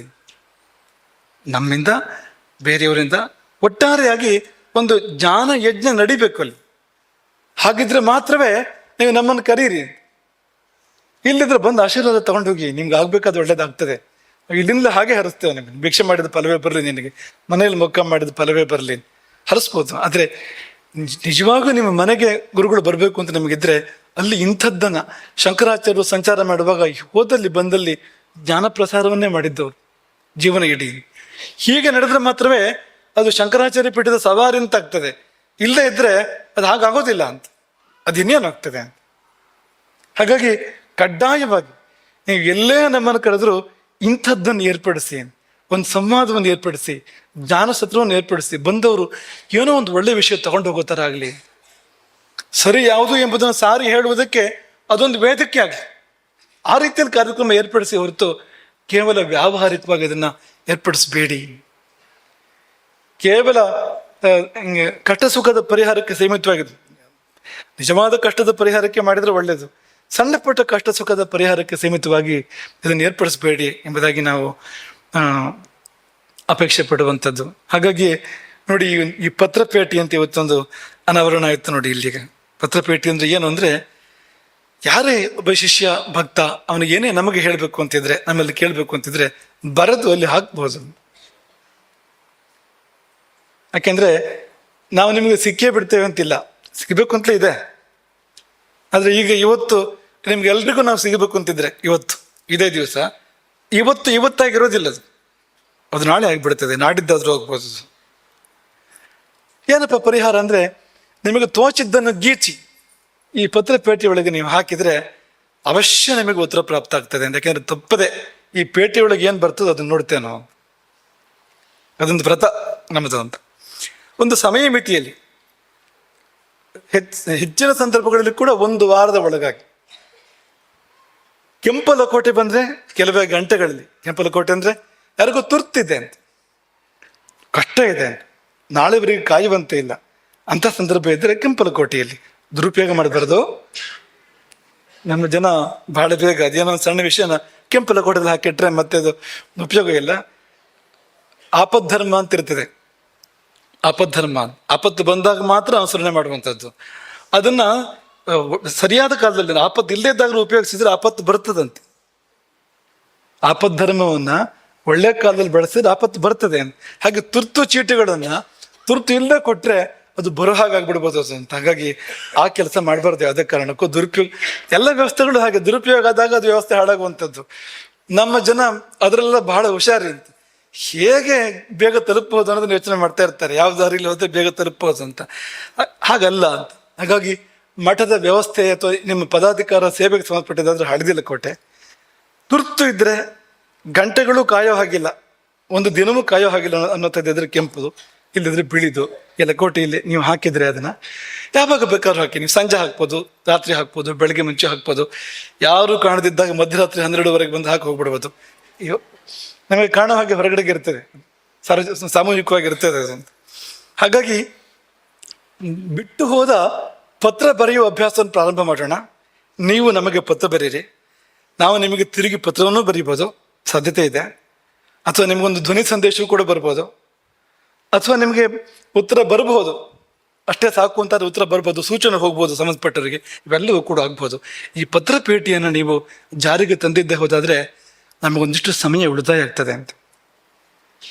ಉಳಿದ ಸಮಯವನ್ನು ನಾವು ಧರ್ಮಕ್ಕೆ ವಿನಿಯೋಗ ಮಾಡ್ತೇವೆ, ಜ್ಞಾನಕ್ಕೆ ವಿನಿಯೋಗ ಮಾಡ್ತೇವೆ. ಇದು ಉದ್ದೇಶ. ನಮ್ಮ ನಿಜವಾದ ಕಾರ್ಯವನ್ನು ಮಾಡಲಿಕ್ಕೆ ನಾವು ಈ ಸಮಯವನ್ನು ನಾವು ವಿನಿಯೋಗ ಮಾಡ್ತೇವೆ. ತುಂಬ ಸಮಯ, ಈಗ ಒಂದು ವಿಷಯ ಪ್ರಸ್ತಾಪ ಮಾಡಬೇಕು ಅಂತ ಯಾರೊಬ್ಬರು ಬರ್ತಾರೆ ಅಂದರೆ ಅದಕ್ಕೆ ಬೇಕಾಗಿದ್ದು 2 ನಿಮಿಷ ಸಾಕು ಅದಕ್ಕೆ. ಆದರೆ 12 ನಿಮಿಷ ಆಗಿರ್ತದೆ ಮಾತುಕತೆಗಳು, 22 ನಿಮಿಷ ಮಾತುಕತೆಗಳು ಆಗಿರ್ತದೆ. ಸಹಜ ಅದು, ಏನೋ ಲೋಕಾಭಿರಾಮ ಮತ್ತೇನೋ ವಿಷಯ ಬರ್ತದೆ ಹೋಗ್ತದೆ. ಆ ಸಮಯಕ್ಕೆ ಅದು ಆಗೋದಿಲ್ಲ. ಮಂತ್ರಕ್ಕಿಂತ ಉಗುಳೇ ಜಾಸ್ತಿ ಆಯ್ತು ಅಂತ ಕೇಳಿಲ್ವ ನೀವು? ಹಾಗಾಗ್ಬಿಡ್ತದೆ ಅಂತ. ಕೆಲವು ಬಾರಿ ಈ ಸಂಕಲ್ಪದಲ್ಲೇ ಪುಣ್ಯಕಾಲ ಕಳೆದೋಯ್ತು ಅಂತ. ಉದ್ದ ಸಂಕಲ್ಪ, 3/4 ಗಂಟೆ 1 ಗಂಟೆ ಸಂಕಲ್ಪ, ಮುಹೂರ್ತವೇ ಮುಗಿದೋಗಿದೆ ಅಂತ. ಹಾಗಾಗೋದುಂಟು ಅಂತ. ಹಾಗಾಗಿ ಹಾಗಾಗದೇ ಇರ್ಲಿಕ್ಕೋಸ್ಕರವಾಗಿ ನಿಮ್ಗೆ ಏನು ಹೇಳಬೇಕು ಅದನ್ನು 4 ಮಾತಲ್ಲಿ ಹೇಳಬೇಕಾಗಿದ್ದನ್ನು ಒಂದು ಪತ್ರದಲ್ಲಿ ಬರೆದು, ಸಾಧ್ಯ ಆದರೆ ಪತ್ರದಲ್ಲಿ ಹಳೆ ಶಿಷ್ಟಾಚಾರಗಳನ್ನೆಲ್ಲ ಪಾಲನೆ ಮಾಡೋಕ್ಕೆ ಪ್ರಯತ್ನ ಮಾಡಿ. ಹಿಂದಿನ ಕಾಲದಲ್ಲೆಲ್ಲ ಮಾಡ್ತಾ ಇದ್ದ ನೋಡಿ, ಎಲ್ಲಿ ಶ್ರೀ ಬರಿಬೇಕು, ಇಲ್ಲಿ ಓಂ ಬರಿಬೇಕು, ಈಚೆ ಮೂಲಲ್ಲಿ ಏನು ಬರಿಬೇಕು, ಆಚೆ ಮೂಲಲ್ಲಿ ಏನು ಬರಿಬೇಕು, ಪತ್ರ ಹೇಗೆ ಶುರು ಮಾಡಬೇಕು, ಉಭಯ ಕುಶಲೋಪರಿ ಸಾಂಪ್ರತ ಹೇಗೆ ಶುರು ಮಾಡಬೇಕು ಪತ್ರವನ್ನು. ಅದು ನಿಮ್ಗೆ ಅದನ್ನು ಬರೀಲಿಕ್ಕೆ ಸಾಧ್ಯ ಆದ್ರೆ ತುಂಬ ಸಂತೋಷ ಪಡ್ತೇವೆ. ಯಾಕೆಂದರೆ ಆ ಹಳೆಯ ರೂಢಿಗಳು ಮತ್ತೆ ಬಂದು ಅನ್ನುವ ಹರ್ಷ ನಮಗೆ ಒಂದು ಜೀರ್ಣೋದ್ಧಾರ ಆದಂತೆ ಅಂತ, ಆ ಪತ್ರ ಬರೆಯುವ ಪದ್ಧತಿಗಳು ಅಂತ ಸಂತೋಷ ಪಡುವಂಥದ್ದು. ಒಂದು ಪತ್ರಪೇಟೆಯ ಅನಾವರಣ ಕೂಡ ಆಗಿದೆ ಅಂತ. ಹಾಗಾಗಿ ಆ ರೀತಿಯಾಗಿ ಇದು ನಡಿಬೇಕು ಅಂತ. ಹಾಗೆ ಈ ಚಾತುರ್ಮಾಸ್ಯದ ಸಮಯದಲ್ಲಿ, ಚಾತುರ್ಮಾಸ್ಯ ಅನ್ನಬ್ರಹ್ಮ ಚಾತುರ್ಮಾಸ್ಯ, ಆಹಾರದ ಬಗ್ಗೆ ಅನ್ನದ ಬಗ್ಗೆ ತಿಳ್ಕೊಳ್ಳುವಂಥ ಚಾತುರ್ಮಾಸ್ಯ. ನೀವು ಏನೇ ಮಾಡಿಬಿಡಿ ಚಾತುರ್ಮಾಸ್ಯ ಸಮಯದಲ್ಲಿ, ಆದರೆ ಅನ್ನದ ಬಗ್ಗೆ ತಿಳ್ಕೊಳ್ಳೋದನ್ನು ಮರಿಬೇಡಿ, ಅದರ ಬಗ್ಗೆ ಚರ್ಚೆ ಮಾಡೋದನ್ನು ಮರಿಬೇಡಿ. ಚಾತುರ್ಮಾಸ್ಯಕ್ಕೋಸ್ಕರವಾಗಿ ಗೋಕರ್ಣಕ್ಕೆ ಬಂದ್ರಿ, ಇಲ್ಲೆಲ್ಲ ಅಡ್ಡಾಡಿದ್ರಿ, ಒಂದಷ್ಟು ಇದು ಅಮೆರಿಕದ ಬಗ್ಗೆ, ಜರ್ಮನ್ ಬಗ್ಗೆ ಒಂದಷ್ಟು ಚರ್ಚೆ ಮಾಡಿದ್ರಿ ಇಲ್ಲಿ, ಅಥವಾ ಯಾರೋ ಓಡಿ ಹೋದವ್ರ ಬಗ್ಗೆ ಇಲ್ಲಿ ಒಂದಷ್ಟು ಮಾತುಕತೆ ಮಾಡಿದ್ರಿ, ಸಾಲಲ್ಲಿ ಬಂದು ಮಂತ್ರಾಕ್ಷರ ಸಿಕ್ಕಿದ್ರು ತಗೊಂಡು ಹೋದ್ರಿ, ಇದಲ್ಲ ಅಂತ ಊಟ ಮಾಡಿ ಹೋದ್ರಿ. ಈ ಚಾತುರ್ಮಾಸ್ಯಕ್ಕೆ ಸಂಬಂಧಪಟ್ಟಿರ್ತಕ್ಕಂಥವ್ರು, ಅದು ಪರಿವಾರದವ್ರು ಇರ್ಬೋದು, ಅದು ಕಾರ್ಯಕರ್ತರು ಇರ್ಬೋದು, ಅದು ಇಲ್ಲಿ ಸಿಬ್ಬಂದಿ ಇರ್ಬೋದು, ವಿದ್ಯಾರ್ಥಿಗಳು ಇರ್ಬೋದು, ಶಿಕ್ಷಕರು ಇರ್ಬೋದು, ಅಥವಾ ಬಂದು ಹೋಗುವ ಭಕ್ತರು ಇರ್ಬೋದು, ಪ್ರತಿಯೊಬ್ಬರು ಕೂಡ ಇಲ್ಲಿ ಬಂದಾಗ ಈ ಅನ್ನಬ್ರಹ್ಮದ ಬಗ್ಗೆ ಒಂದು 4 ವಿಷಯ ತಿಳ್ಕೊಳ್ಬೇಕು ಅಂತ, ಅದ್ರ ಬಗ್ಗೆ ಒಂದು 4 ಮಾತಾಡಬೇಕು, ಅದು ಮಾಡದೆ ಹೋಗ್ಬಾರ್ದು. ಹಾಗಾಗಿ ಈ ಚಾತುರ್ಮಾಸ್ಯದ ಅನ್ನಬ್ರಹ್ಮ ಪ್ರವಚನದ ಸಂದರ್ಭದಲ್ಲಿ ಎಲ್ಲರೂ ಉಪಸ್ಥಿತಿ ಕಡ್ಡಾಯ. ಅದು ಅಡುಗೆ ಮಾಡೋರು ಇರ್ಬೋದು, ಬಡಿಸೋರು ಇರ್ಬೋದು, ಅಥವಾ ಕೆಲಸ ಮಾಡೋರು ಇರ್ಬೋದು, ಶಿಕ್ಷಕರು ಇರ್ಬೋದು, ವಿದ್ಯಾರ್ಥಿಗಳು ಇರ್ಬೋದು, ಮುಖ್ಯವಾಗಿ ಪರಿವಾರದವ್ರು ಇರ್ಬೋದು. ದೀಪದ ಬಿಡು ಕತ್ತಲೆ ಅಂತ ಆಗ್ಬಾರ್ದು, ಪರಿವಾರದವರು ಕೂಡ ಇರಬೇಕು. ಯಾಕೆಂದರೆ ಊಟ ನೀವು ಮಾಡ್ತೀರಿ, ಏನು ಅಂತ ತಿಳ್ಕೊಳ್ಳಿ ಅದನ್ನು ಅಂತ. ನಮ್ಮ ಮಠ ಎಷ್ಟು ಅದ್ಭುತವಾಗಿದೆ ಅಂದರೆ, ನಮ್ಮ ಮಠದ ಪರಂಪರೆ ಊಟ ಮಾಡುವಾಗ ಒಂದು ಶ್ಲೋಕವನ್ನು ನಾವು ಹೇಳೋ ರೂಢಿ ಉಂಟು ಅಂತ. ಆಹಾರಾರ್ಥಂ ಕರ್ಮ ಕುರ್ಯಾತ್ ಅನಿಂದ್ಯಂ. ಆಹಾರ ಅಲ್ಲಿಂದ ಪ್ರಾರಂಭ ಅದು ಅಂತ ಆ ಶ್ಲೋಕ ಅಂತ. 1ನೇ ಶಬ್ದವೇ ಆಹಾರ ಅಂತ. ಆಹಾರಕ್ಕಾಗಿ ಕುಕರ್ಮ ಮಾಡಬೇಡ, ಸುಕರ್ಮ ಮಾಡು, ನಿಂದೆ ಒಲ್ಲದ ಕರ್ಮ ಮಾಡು. ಆಹಾರ ಯಾಕೆ ಬೇಕು ಅಂದರೆ, ಕುರ್ಯಾದ ಆಹಾರಂ ಪ್ರಾಣ ಸಂರಕ್ಷಣಾರ್ಥಂ. ಬದುಕಿ ಉಳಿಬೇಕು, ಪ್ರಾಣಗಳು ಉಳಿಬೇಕು, ಪ್ರಾಣಗಳು ತಮ್ಮ ಕಾರ್ಯವಂತವು ಮಾಡಬೇಕು. ಒಂದೊಂದು ಪ್ರಾಣಕ್ಕೂ ಅದರದ್ದೇ ಆದ ಕಾರ್ಯಗಳಿದೆ, ಅವು ತಮ್ಮ ಕಾರ್ಯಗಳನ್ನು ಸರಿಯಾಗಿ ಮಾಡಿದರೆ ನಾವು ಚೆನ್ನಾಗಿರ್ತೇವೆ. ಪ್ರಾಣಾಪಾನ ವ್ಯಾನುದಾನ ಸಮಾನಗಳು, ದೇವದತ್ತ ಧನಂಜಯ ನಾಗ ಕೃಕರ ಕೂರ್ಮ ಇವೆಲ್ಲವೂ ಕೂಡ ತಮ್ಮ ಕಾರ್ಯವನ್ನು ಸರಿಯಾಗಿ ಮಾಡಿದರೆ ನಾವು ಚೆನ್ನಾಗಿರ್ತೇವೆ ಅಂತ. ಹಾಗಾಗಿ ಪ್ರಾಣಗಳು ಉಳಿಯುವ ಸಲುವಾಗಿ ಆಹಾರ ಅಂತ. ಪ್ರಾಣಗಳು ಯಾಕೆ ಉಳಿಬೇಕು, ಯಾಕೆ ಬದುಕಿರ್ಬೇಕು ಅಂದರೆ ತತ್ವಜ್ಞಾನದ ಸಲುವಾಗಿ. ಪ್ರಾಣಾರಕ್ಷ್ಯಾ ತತ್ವ ಜಿಜ್ಞಾಸನಾರ್ಥಂ. ನೋಡಿ, ಪ್ರಾಣ ಇರುವುದೇ ತತ್ವ ಜಿಜ್ಞಾಸೆಗಾಗಿ ಅಂತ ಹೇಳಿದ್ರೆ ಚಾತುರ್ಮಾಸ್ಯ ಅಲ್ಲ, ನಾವು ಬದುಕಿರುವುದೇ ತಿಳ್ಕೊಳ್ಳುವ ಸಲುವಾಗಿ. ಸರಿ ಯಾವುದು ಎಂಬುದನ್ನು ತಿಳ್ಕೊಳ್ಳೋ ಸಲುವಾಗಿ ಅಂತ ಹೇಳಿದ ಮೇಲೆ ನೀವು ಚಾತುರ್ಮಾಸಕ್ಕೆ ಬಂದಾಗ, ಜಾತ್ರಾ ಪೇಟೆಗೆ ಹೋಗಿ ಬಂದಾಗ ನೀವು ಬಂದು ಹೋದ್ರೆ ಏನು ಪ್ರಯೋಜನ ಹೇಳಿ? ಹಾಗೆ ಆಗ್ತಾ ಇದೆ ಮತ್ತು ಒಂದಷ್ಟು ವರ್ಗ ಕಾಯಮ್ಮಾಗಿ ವಂಚಿತ ಆಗ್ತಾ ಇದೆ ವಿಚಾರಗಳಿಂದ. ಪರಿವಾರದವರು, ಇಲ್ಲಿ ಸಿಬ್ಬಂದಿಗಳು, ಇವರುಗಳು ಕಾಯಮ್ಮಾಗಿ ವಿಚಾರಗಳಿಂದ ವಂಚಿತರಾಗ್ತಾ ಇದ್ದಾರೆ. ಹಾಗಾಗಿ ಈ ಸಾರಿ ನಾವು ಪರಿವಾರದವರಿಗೆ ಒಂದು ಪತ್ರವನ್ನು ಬರೆಸಿದ್ವಿ. ಏನಪ್ಪಾ ಅಂದ್ರೆ, ನಮ್ಮಿಂದ ಆಮಂತ್ರಣ, ನೀವು ಪ್ರವಚನ ಸಮಯದಲ್ಲಿ ಇರಬೇಕು, ನೀವು ಇಲ್ಲಿಂದ ಒಂದು ಆದೇಶ ರೂಪದ ಆಮಂತ್ರಣವನ್ನು ಪರಿವಾರದವರಿಗೆ ಕೊಟ್ಟಿದ್ದಾನೆ ಸರ್ ಈ ಬಾರಿ. ನೀವು ಆಲೋಚನೆ ಮಾಡಿ ನಾವು ಎಷ್ಟು ಗಂಭೀರವಾಗಿರ್ಬೇಕು ಅಂತ. ಹಾಗೆ ಸಿಬ್ಬಂದಿಗಳಿಗೆ ಕೂಡ ಪತ್ರವನ್ನು ಬರೀಲಾಗಿದೆ ಅಂತ, ನೀವು ಇರಬೇಕು ಈ ಸಮಯದಲ್ಲಿ ಇಲ್ಲಿ ಅಂತ. ನೆಪ ಹೇಳಬೇಡಿ ಅಂತ, ಬೀಗ ಹಾಕೊಂಡು ಬನ್ನಿ. ನೀವಲ್ಲೇನು ಕಡಿದು ಗುಡ್ಡ ಹಾಕ್ತೀರಿ ಅಂತ ಗೊತ್ತಿದೆ ನಮಗೆ ಆ ಸಮಯದಲ್ಲಿ ಅಂತ. ಆ ಸಮಯ ಯಾವುದಕ್ಕೂ ಇಲ್ಲದೆ ಹೋಗುವಂಥದ್ದು. ಬನ್ನಿ ಇಲ್ಲಿ. ಯಾಕೆ ಬರಬೇಕು ಅಂದ್ರೆ, ನಮ್ಮ ಪ್ರವಚನಕ್ಕೆ ಜನ ಇರಬೇಕು ಅನ್ನೋದು ನಮ್ಮ ಉದ್ದೇಶ ಅಲ್ಲ. ಯಾವತ್ತೂ ಆ ಒಂದು ಅಪೇಕ್ಷೆಗಳಿಲ್ಲ. ಹೇಳಬೇಕು ಅನ್ನೋ ಯೋಗ ಇದ್ರೆ ನಾವು ಹೇಳ್ತೇವೆ, ಯಾರಿಗ ಕೇಳೋ ಯೋಗ ಇದೆ ಅವ್ರು ಕೇಳ್ತಾರೆ. ಇಷ್ಟಕ್ಕೆ ಮುಗೀತು ನಮ್ಮ ನಿರೀಕ್ಷೆಗಳು. ಆದರೆ ಈ ವೇದಿಕೆ, ಈ ಕಾರ್ಯಕ್ರಮ ಅದು ಸದುಪಯೋಗ ಆಗ್ಬೇಕು, ಅದು ಎಲ್ಲರೂ ಬಳಸ್ಕೊಳ್ಬೇಕಿದೆ ನಾನು. ಹಾಗಾಗಿ ಈ ಚಾತುರ್ಮಾಸ್ಯದ ಈ ಅನ್ನಬ್ರಹ್ಮ ಪ್ರವಚನ ಇರ್ಬೋದು, ತತ್ಪ್ರಯುಕ್ತವಾದ ಯಾವುದೇ ಇಲ್ಲಿ ಜ್ಞಾನಪ್ರದವಾದ ಕಾರ್ಯಕ್ರಮಗಳಿರ್ಬೋದು, ಆ ಕಾರ್ಯಕ್ರಮದಲ್ಲಿ ಭಾಗವಹಿಸೋದು ಕಡ್ಡಾಯ ಮಾತ್ರ ಅಲ್ಲ, ಭಾಗವಹಿಸಿದ ಮೇಲೆ ಪರಸ್ಪರ ಚರ್ಚೆ ಮಾಡುವಂಥದ್ದು, ಜೀವನದಲ್ಲಿ ಅನುಷ್ಠಾನ ಮಾಡುವಂಥದ್ದು, ಶಕ್ತಿ ಮೀರಿ ಪ್ರಯತ್ನ ಪಟ್ಟು ಬದುಕಿನಲ್ಲಿ ಅದನ್ನು ಅನುಷ್ಠಾನ ಮಾಡುವಂಥದ್ದು. ನೀವು ಮಠವನ್ನು ಗಂಭೀರವಾಗಿ ತೆಗೆದುಕೊಳ್ಬೇಕು. ಮಠ ಅನ್ನೋದು ನಿಮ್ಮ ಜೀವನಕ್ಕೆ ಸಂಬಂಧಪಟ್ಟಿದ್ದು ಹೊರತು ಅದು ಹೀಗೆ ಯಾವಾಗಲೂ ನೆನಪು ಮಾಡ್ಕೊಂಡು ಮರೆಯುವಂಥದ್ದಲ್ಲ, ಬಿಟ್ಟು ಬಿಡುವಂಥದ್ದಲ್ಲ. ಅಲ್ಲಿಗೆ 2 ಕಿವಿ ಮಠದಲ್ಲಿ ಬೇಡ ನೆನಪು ಅಂದ್ರೆ, ಒಂದು ಈ ಕಡೆಯಿಂದ ಕೇಳಿ ಈ ಕಡೆಯಿಂದ ಬಿಡೋದು, ಅದು ಈ ಮಠಕ್ಕೆ ಹೇಳಿಸಿದ್ದಲ್ಲ ಅಂತ. 2 ಕಿವಿಯಿಂದ ಕೇಳಿ ಹೃದಯಕ್ಕೆ ಸೇರಿಸ್ಕೊಳ್ಬೇಕು, ಅದು ಇಲ್ಲಿ ಆಗ್ಬೇಕಾಗಿರುವಂಥದ್ದು. ಹಾಗಾಗಿ ತಪ್ಪದೆ ಕೇಳಬೇಕು, ಕೇಳಿದ ಮೇಲೆ ಅದನ್ನು ಚರ್ಚೆ ಮಾಡಬೇಕು, ಪರಸ್ಪರ ಮಾತಾಡ್ಕೋಬೇಕು, ಜೀವನಕ್ಕೆ ತರಬೇಕು. ಯಾಕೆಂದ್ರೆ ಈ ಪ್ರವಚನದ ವಸ್ತು ಇದೆಯಲ್ಲ, ಸೀದಾ ಜೀವನಕ್ಕೆ ಸಂಬಂಧಪಟ್ಟಿರ್ತಕ್ಕಂಥದ್ದು, ನೇರವಾಗಿ ಪ್ರತಿನಿತ್ಯ ನಾವು ಮಾಡುವಂಥದ್ದು. ದಿನಕ್ಕೆ 1 ಸಾರಿ, 2 ಸಾರಿ, 3 ಸಾರಿ, 4 ಸಾರಿ, 5 ಸಾರಿ, 8 ಸಾರಿ ನಾವು ಮಾಡುವಂಥದ್ದು. ಎಷ್ಟು ಸಾರಿ ಅಂತಲೇ ಲೆಕ್ಕ ಗೊತ್ತಿಲ್ಲ, ಕೆಲವು ಬಾರಿ ಅಷ್ಟು ಸಾರಿ ನಾವು ಅದನ್ನು ಮಾಡ್ತಾ ಇರ್ತೇವೆ. ಅಂಥ ವಿಷಯಕ್ಕೆ ಸಂಬಂಧಪಟ್ಟಂತೆ ಈ ಒಂದು ಕಾರ್ಯಕ್ರಮ ನಡೀತಾ ಇರೋದ್ರಿಂದ ಇದನ್ನು ನೀವು ತಪ್ಪದೆ ಇದರ ಸದುಪಯೋಗವನ್ನು ಅಂದ್ರೆ ಇಳಿಬೇಕು ಅದಕ್ಕೆ ಅಂತ. ನಿಜವಾದ ಚಾತುರ್ಮಾಸ್ಯದ ತತ್ವದಲ್ಲಿ, ಧ್ಯೇಯದಲ್ಲಿ ಇಳಿಬೇಕು ಅನ್ನೋದಕ್ಕೆ ನಾವು ಒತ್ತು ಕೊಡ್ತಾ ಇದ್ದೇವೆ ಅಂತ. ಇನ್ನು ಸಂಕ್ಷೇಪವಾಗಿ ಕೆಲವು ವಿಷಯಗಳನ್ನ ನಾವು ಪ್ರಸ್ತಾಪ ಮಾಡಿ ಇದನ್ನ ಪರ್ಯವಸಾನ ಮಾಡ್ತೇವೆ. ಯಾಕೆಂದ್ರೆ ನಮಗೆ ಚೂರು ಮುಜುಗರ ಆಗ್ತಾ ಇದೆ. ನಮ್ಮ ಮಕ್ಕಳಿಗೆ ಊಟ ಆಗಿಲ್ಲ, ತಿಂಡಿಯೂ ಆಗಿಲ್ಲ. ಇದು ಕೆಲವರಿಗೆ, ದೊಡ್ಡವರಿಗೆ ತಿಂಡಿ ಆಗಿದೆ. ಹಾಗೆ ಹೇಳಿದ್ವಿ, ನಾವು ಸೂಚನೆ ಕೊಟ್ಟಿದ್ವಿ. ಯಾಕಂದ್ರೆ ಇವತ್ತಿನ ಸಂದಿಗ್ಧ ಏನು ಅಂದ್ರೆ, ತೀರ್ಥ ಕೊಡ್ಲಿಕ್ಕಿದೆ. ಹಾಗಾಗಿ ತೀರ್ಥ ಕೊಡ್ಲಿಕ್ಕಿದೆ ಅಂದ್ರೆ ಅದಾಗದೆ ಊಟದ ಸಂದರ್ಭ ಎಲ್ಲ ಇಲ್ವಲ್ಲ, ವರ್ಷಕ್ಕೆ 1 ದಿವಸ ತೀರ್ಥ ಅನ್ನೋ ಥರ ಇರುವಂಥದ್ದು. ಮಠದಲ್ಲಿ ಪದೇ ತೀರ್ಥ ಇರ್ತಿತ್ತು ಒಂದು ಕಾಲದಲ್ಲಿ. ಈಗ ವರ್ಷಕ್ಕೆ 1 ಸರ್ತಿ ಅಂತ ಅನ್ನೋ ಥರ ಆಗಿದೆ ಅದೀಗ ಅಂತ. ಹಾಗಾಗಿ ಈ ಮಕ್ಕಳ ಮುಖ ನೋಡಿದಾಗ ಒಂಚೂರು ಕಷ್ಟ ಆಗ್ತದೆ ಮನಸ್ಸಿಗೆ, ಇವರಿಗೆ ಊಟ ಆಗಿಲ್ಲ ಅಂತ. ಆದರೆ ಈ ಕರ್ತವ್ಯ ಕರ್ಮವನ್ನು ಬಿಡೋ ಹಾಗೂ ಇಲ್ಲ ಅಂತ ಒಂದು ಸಂದಿಗ್ಧ ಇದೆ ಇಲ್ಲಿ ಅಂತ. ಕಳೆದ 2 ಚಾತುರ್ಮಾಸ ನೀವು ಗಮನಿಸಿದ್ರೆ, ಕಳೆದ ಬಾರಿ ಚಾತುರ್ಮಾಸ, ಈ ಬಾರಿ ಚಾತುರ್ಮಾಸ, 2 ನಾಲಿಗೆಯ ಮೇಲಿದೆ. 2 ಚಾತುರ್ಮಾಸಗಳು ಕೂಡ. ಈಗ ಮೊದಲು ಯಾವುದನ್ನು ಕಲಿಬೇಕು ನಾವು ಜೀವನದಲ್ಲಿ ಅಂದ್ರೆ, ಈ ದೇವರು ಕೊಟ್ಟಿದ್ದನ್ನು ಬಳಸೋದು ಹೇಗಂತ ಕಲಿಬೇಕಲ್ಲ ನಾವು ಮೊದಲು. ಈ ಕಣ್ಣು ಕಿವಿ ಎಲ್ಲ ಹೇಗೆ ಬಳಸ್ಬೇಕು ಅಂತ ಕಲಿಬೇಕು ಬೇಡ ಮೊದಲು. ಈಗ ಒಂದು ಚಾತುರ್ಮಾಸ್ಯ ಇಡೀ ಪೂರ್ತಿ ಜ್ಯೋತಿಷದ ಮೇಲೆ ಚಾತುರ್ಮಾಸ್ಯ ನಡೀತು, ಆ ಪ್ರವಚನಗಳು ನಡೆದು ಪೂರ್ತಿ. ಅದು ಕಣ್ಣು ಅಂತ. ಜ್ಯೋತಿಷ ಅಂದ್ರೆ ಅದೊಂದು ವಿಶೇಷವಾದ ಕಣ್ಣು, ಭೂತ ಭವಿಷ್ಯದ ವರ್ತಮಾನಗಳನ್ನು ನೋಡುವಂಥ ಕಣ್ಣು ಅದೊಂದು. 14 ಲೋಕಗಳನ್ನು ಕೂಡ ನೋಡುವಂಥ ಕಣ್ಣು ಅದು ಅಂತ. ಆದರೆ ಈ 2 ಚಾತುರ್ಮಾಸ್ಯಗಳು ನಾಲಿಗೆಯಲ್ಲಿ 2 ಇಂದ್ರಿಯಗಳಿದ್ದಾವೆ. ನಾಲಿಗೆಯಲ್ಲಿ ಬೇರೆ ಕಡೆ ಹಾಗಲ್ಲ, ಒಂದೊಂದು ಇಂದ್ರಿಯಗಳು. ಈಗ ಇದು ಒಂದೇ ಇಂದ್ರಿಯ, ನೋಡುವಿಕೆ ಮಾತ್ರ ಕಣ್ಣು ಅಂದ್ರೆ. ಕಿವಿ ಅಂದ್ರೆ ಕೇಳುವಿಕೆ ಮಾತ್ರ, 2 ಕೆಲಸ ಆಗೋದಿಲ್ಲ, ಒಂದೇ ಕೆಲಸ ಆಗುವಂಥದ್ದು ಅಲ್ಲಿ ಅಂತ.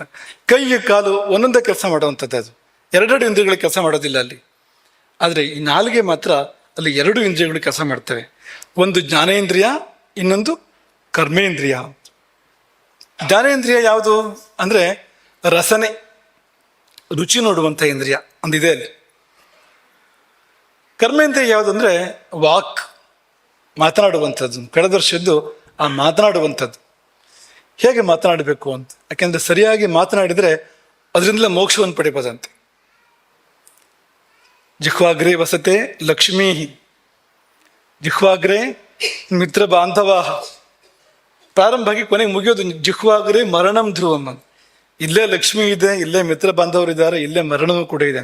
ಅಷ್ಟು ಕೂಡ ಶಕ್ತಿ ಅದಕ್ಕಿದೆ, ನಾಲಿಗೆಗಿದೆ ಅಂತ.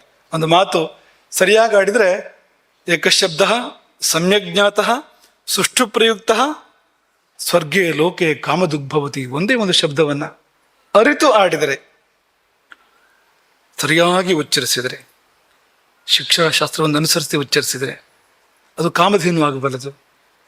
ನಾವೇ ಆಡಿದ ಒಂದು ಶಬ್ದ ನಮಗೆ ಕೇಳಿದ್ದನ್ನೆಲ್ಲ ಕೊಡಬಲ್ಲದು ಎಂಬುದಾಗಿ ಪತಂಜಲಿಗಳು ಹೇಳುವಂಥದ್ದು. ಅದರ ಮೇಲೆ ಕಳೆದ ಚಾತುರ್ಮಾಸ್ಯ ನಡೆದಿದ್ದು. ಈ ಚಾತುರ್ಮಾಸ್ಯ ರಸನೆಯ ಮೇಲೆ,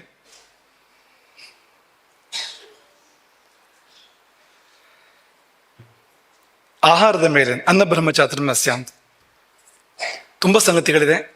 ಸಮಯ ಇನ್ನು 61 ದಿನದ ಸಮಯ ಇದೆ. ಆದರೆ 600 ದಿನವೂ ಕೂಡ ಸಾಲದು, ಅಷ್ಟು ವಿಷಯಗಳಿದ್ದಾವೆ.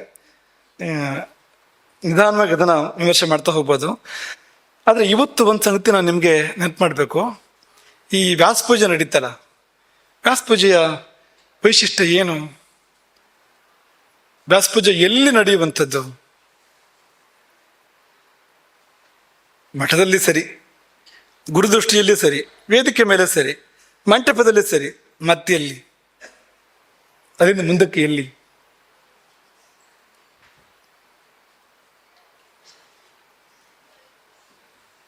ಅಕ್ಕಿಯಲ್ಲಿ ಅಂತ. ಪ್ರಕ್ಷಾಲಿತ ಅಖಂಡಿತ ತಂಡುಲಾನ್ ಪ್ರಸಾರ್ಯ, ತೊಳೆದ ತುಂಡಿಲ್ಲದ ಅಕ್ಕಿಗಳನ್ನು ಹರಡಿ, ಅಕ್ಕಿ ಕಾಳುಗಳನ್ನು ಹರಡಿ ಅಲ್ಲಿ ದೇವತೆಗಳನ್ನ ಗುರುಗಳನ್ನ ಆವಾಹನೆ ಮಾಡುವಂಥದ್ದು. ಅಲ್ಲಿ ಒಂದು ಹಿಡಿ ಒಂದೊಂದು ಮುಷ್ಟಿ ಅಕ್ಕಿಯನ್ನಿಟ್ಟು ಕೃಷ್ಣ, ವಾಸುದೇವ, ಸಂಕರ್ಷಣ, ಪ್ರದ್ಯುಮ್ನ ಅಂತ ಏನು ಮಾಡೋದು? ಒಂದೊಂದು ಮುಷ್ಟಿ ಅಕ್ಕಿಯ ಮೇಲೆ ಅಕ್ಕಿಯನ್ನು ಇಡೋದು. ಅಕ್ಕಿಯನ್ನು ಹರಡಿ ಅದರ ಮೇಲೆ ಒಂದೊಂದು ಮುಷ್ಟಿ ಅಕ್ಕಿಯನ್ನಿಟ್ಟು ಅಲ್ಲಿ ಆ ಒಂದೊಂದು ದೇವತೆಗಳನ್ನ ಗುರುಗಳನ್ನ ಶಂಕರಾಚಾರ್ಯಭ್ಯೋ ನಮಃ, ಪದ್ಮಪಾದಾಚಾರ್ಯಭ್ಯೋ ನಮಃ ಅಂತ ಇಡುವಂಥದ್ದು. ಅದರ ಮೇಲೆ ನಿಂಬೆಹಣ್ಣಿಟ್ಟು ಆವಾಹನೆ ಮಾಡಿ ಪೂಜೆ ಮಾಡುವಂಥದ್ದು. ಹಾಗಾಗಿ ಅಕ್ಕಿ ತುಂಬ ವಿಶೇಷ ಯಾವ ಚಾತುರ್ಮಾಸ್ಯಕ್ಕೂ. ಈ ಚಾತುರ್ಮಾಸ್ಯ ಮಾತ್ರ ಅಂತಲ್ಲ, ಎಲ್ಲ ಚಾತುರ್ಮಾಸ್ಯಗಳಿಗೂ ಅಕ್ಕಿ ವಿಶೇಷ. ಇಡೀ ಚಾತುರ್ಮಾಸದಲ್ಲಿ ನಮಗೆ ಮಂತ್ರಾಕ್ಷತೆ ಸಿಗುವಂಥದ್ದೇನು? ಅಕ್ಕಿಯೇ. ಇಡೀ ಚಾತುರ್ಮಾಸ್ಯ ಏನು, ಇಡೀ ವರ್ಷ ಸಿಗುವಂಥದ್ದೇನು ನಮಗೆ? ಅಕ್ಕಿ. ಚಾತುರ್ಮಾಸದಲ್ಲಿ ತೊಳೆದ ಬಿಳಿ ಅಕ್ಕಿ ನಿಮಗೆ ಸಿಗುವಂಥದ್ದು. ಇಡೀ ವರ್ಷ ಸ್ವಲ್ಪ ಅದಕ್ಕೆ ಮೌಲ್ಯವರ್ಧನೆ ಆಗ್ತದೆ. ಬೇರೆ ಸಮಯದಲ್ಲಿ ತುಪ್ಪ ಅರಿಶಿಣ ಸೇರ್ತದೆ, ಅದು ಮಂತ್ರಾಕ್ಷತೆ. ಅಂತೂ ಅಕ್ಕಿಯ ವೈಶಿಷ್ಟ್ಯವನ್ನು ಗಮನಿಸಿ ಅಂತ. ನಮ್ಮ ಮಠದಲ್ಲಿ ಆಶೀರ್ವಾದ ಅಂತ ಕೊಡುವಂಥದ್ದೇ ಅದು ಅಂತ. ಅಕ್ಕಿ ಅಕ್ಷತೆ. ಏನಪ್ಪ ಈ ಅಕ್ಷತೆ ಅಥವಾ ಈ ಅಕ್ಕಿ ಏನು ಅಂದ್ರೆ, ಸಮಸ್ತ ಆಹಾರ ಲೋಕದ ಪ್ರತಿನಿಧಿ ಅದು. ಅನ್ನ ಅಂದ್ರೆ ತಿನ್ನೋದಕ್ಕೆ ಯೋಗ್ಯವಾದ ಯಾವುದೆಲ್ಲ ಇದೆ ಅದೆಲ್ಲದಕ್ಕೂ ಅನ್ನ ಅಂತಲೇ ಹೆಸರು. ಸಂಸ್ಕೃತದಲ್ಲಿ ಅನ್ನ ಶಬ್ದದ ಅರ್ಥವನ್ನು ವಿಶ್ಲೇಷಣೆ ಮಾಡುವಾಗ ಎಲ್ಲವೂ ಅನ್ನವೇ. ಯಾವ್ಯಾವುದು ತಿನ್ಲಿಕ್ಕೆ ಬರುತ್ತದೋ ಅದೆಲ್ಲವೂ ಅನ್ನವೇ. ಆದರೆ ಅಕ್ಕಿಯಿಂದ ಮಾಡಿದ್ದನ್ನು ವಿಶೇಷವಾಗಿ ಅನ್ನ ಅಂತ ಕರೀತಾರೆ ನೋಡಿ. ಯಾಕೆಂದ್ರೆ ಅದೇ ಪ್ರಧಾನವಾದ್ದು, ಅದೇ ಅತ್ಯಂತ ಮುಖ್ಯವಾಗಿರುವಂಥದ್ದು. ಅದುವೇ ಯಾವುದನ್ನು ಹೆಚ್ಚು ಪ್ರಮಾಣದ ಸೇವನೆ ಮಾಡಿರ್ತೀರಿ ನೀವು ಒಂದು ಊಟದಲ್ಲಿ ಅಂದ್ರೆ ಅದನ್ನೇ, ಅಕ್ಕಿಯನ್ನೇ ಸೇವನೆ ಮಾಡಿರ್ತೀರಿ. ಅಕ್ಕಿಗೆ ನೀವು ಅನ್ನ ಮಾಡ್ಕೊಂಡು ಅದಕ್ಕೆ ಸಾಂಬಾರು ಹಾಕ್ಕೊಂಡು, ಅದಕ್ಕೆ ತಂಬಳಿ ಹಾಕ್ಕೊಂಡು, ಹುಳಿ, ಗೊಜ್ಜು, ಮಜ್ಜಿಗೆ ಎಲ್ಲ ಅದಕ್ಕೆ ಹಾಕೊಂಡು ಊಟ ಮಾಡುವಂಥದ್ದು ಅಲ್ವಾ? ಅದು ಮಾತ್ರ ಬದಲಾಗೋದಿಲ್ಲ. ಈಗ ನೀವು 90 ವರ್ಷ ಬದುಕಿ ನೀವು ಒಳ್ಳೆಯದಾಗಿ ನಿಮಗೆ ಬದುಕುವಂತೆ ಆಗಲಿ. ನಾವು ಹೇಳಿದನ್ನು ಸರಿ ಕೇಳಿದ್ರೆ ನೀವು ಬಾಳ್ತೀರಿ ಎಷ್ಟು ಕಾಲ. ನೀವು ಈ ಚಾತುರ್ಮಾಸ ಸಮಯದಲ್ಲಿ ಏನು ಹೇಳ್ತೀವೋ ಅದನ್ನು ಸರಿಯಾಗಿ ಕೇಳಿದರೆ 90 ವರ್ಷ 100 ವರ್ಷ ಬಾಳ್ಬೋದು. ಬಾಳುವಂಥದ್ದು ಅದು, ಬಾಳಿಸುವಂಥದ್ದು ಅದು. ಹಾಗೆ ಅನ್ನ ನಮ್ಮಲ್ಲಿ ಕೆಲವು ಕಡೆ ಅಶನ ಅಂತ ಕರೀತಾರೆ, ದಕ್ಷಿಣ ಕನ್ನಡದಲ್ಲಿ ಅಶನ ಅಂತ ಕರೀತಾರೆ. ಅಶನ ಶಬ್ದಕ್ಕೆ ಅರ್ಥವೂ ಅದುವೇ, ತಿನ್ನುವಂಥದ್ದು ಎಲ್ಲವೂ ಬಂತು. ಅಶನ ಅಂದ್ರೆ ಅಶನ ವಸನ ಅಂತ ಹೇಳೋದಿಲ್ವಾ, ಎಲ್ಲವೂ ಬಂತು. ಆದರೆ ಅಕ್ಕಿಯನ್ನೇ ಕರೆಯೋದು ಯಾಕೆ ಅಂದರೆ ಅದು ಪ್ರಧಾನ, ಅದು ಅತ್ಯಂತ ಮುಖ್ಯವಾಗಿರುವಂಥದ್ದು ಅಂತ. ನೀವು 90 ವರ್ಷ 100 ವರ್ಷ ಬಾಳಿದ್ರೆ ನಿತ್ಯ ಊಟ ಮಾಡ್ತೀರಲ್ಲ, ನಿಮಗದು ಬೇಜಾರು ಬಂತು ಅಂತ ಆಗ್ತದ? ಹೇಗಿರ್ಬೇಕದು? ಬೇರೆ ಯಾವುದೇ ಆಗಲಿ ಇನ್ನು ಯಾವುದೇ ಆಗಲಿ 2 ಸಾರಿ ಮಾಡಿದರೆ ಹೀಗೆ ನೋಡ್ತೀರಿ, 3 ಸಾರಿ 4 ಸಾರಿ ಮಾಡಿದರೆ ಶಾಪ ಆಗ್ತೀರಿ. ಆಮೇಲೆ ದಿನೋ ಅವಲಕ್ಕಿ ಉಪ್ಪಿಟ್ಟು ಅಲ್ವಾ, ಅದು ಮುಂದುವರಿತಾ ಇದ್ರೆ, ಅವಲಕ್ಕಿ ಉಪ್ಪಿಟ್ಟು ಮುಂದುವರಿತಾ ಇದ್ರೆ ಅಡುಗೆ ಮಾಡೋರಿಂದ ಪ್ರಾರಂಭ ಮಾಡಿ ವ್ಯವಸ್ಥೆಯಲ್ಲಿರೋರು ಎಲ್ಲರಿಗೂ ಕೂಡ ಶಾಪ ಸಿಗ್ತದೆ ಅಂತ. ಅದು ಉಣ್ಣುವಾಗ ಕೊಟ್ಟ ಶಾಪ, ತಿನ್ನುವಾಗ ಕೊಟ್ಟ ಶಾಪ ಸಿಗ್ತದೆ, ಬರೀ ಅವಲಕ್ಕಿ ಉಪ್ಪಿಟ್ಟು ಅಂತ. ಅಲ್ಲಿ ಬೇರೆ ಏನಾದ್ರೂ ಕೂಡ ನೀವು ಒಂದು 4 ಸತಿ 5 ಸತಿಗಿಂತ ಜಾಸ್ತಿ ತಿನ್ನೋದಿಲ್ಲ. ಜಿಲೇಬಿ ಅಂತ ಅನ್ಕೊಳ್ಳಿ, ನೀವೀಗ ನಿತ್ಯ ಜಿಲೇಬಿ ಮಾಡಿದರೆ ಹೇಗಿರ್ತದೆ ಅಂತ. 3 ಹೊತ್ತು ಜಿಲೇಬಿ ಅಂತ, ನಿಮಗಿಷ್ಟು ಮಾತ್ರ ವಸ್ತುವೇ ನೀವು ಆರಿಸ್ಕೊಳ್ಳಿ ಯಾವುದು ಅಂತ. ಅದನ್ನು 3 ಹೊತ್ತು ಮಾಡಿದರೆ ನೀವು ಎಷ್ಟು ಕಾಲ ತಿಂತೀರಿ ಅಂತ.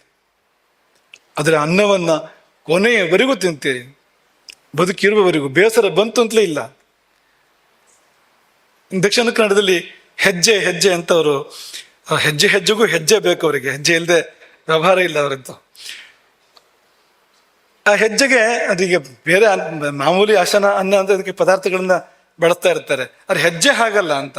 ಅವ್ರಿಗೆ ಬೇಸರ ಬಂತು ಅಂತಲೇ ಇಲ್ಲ.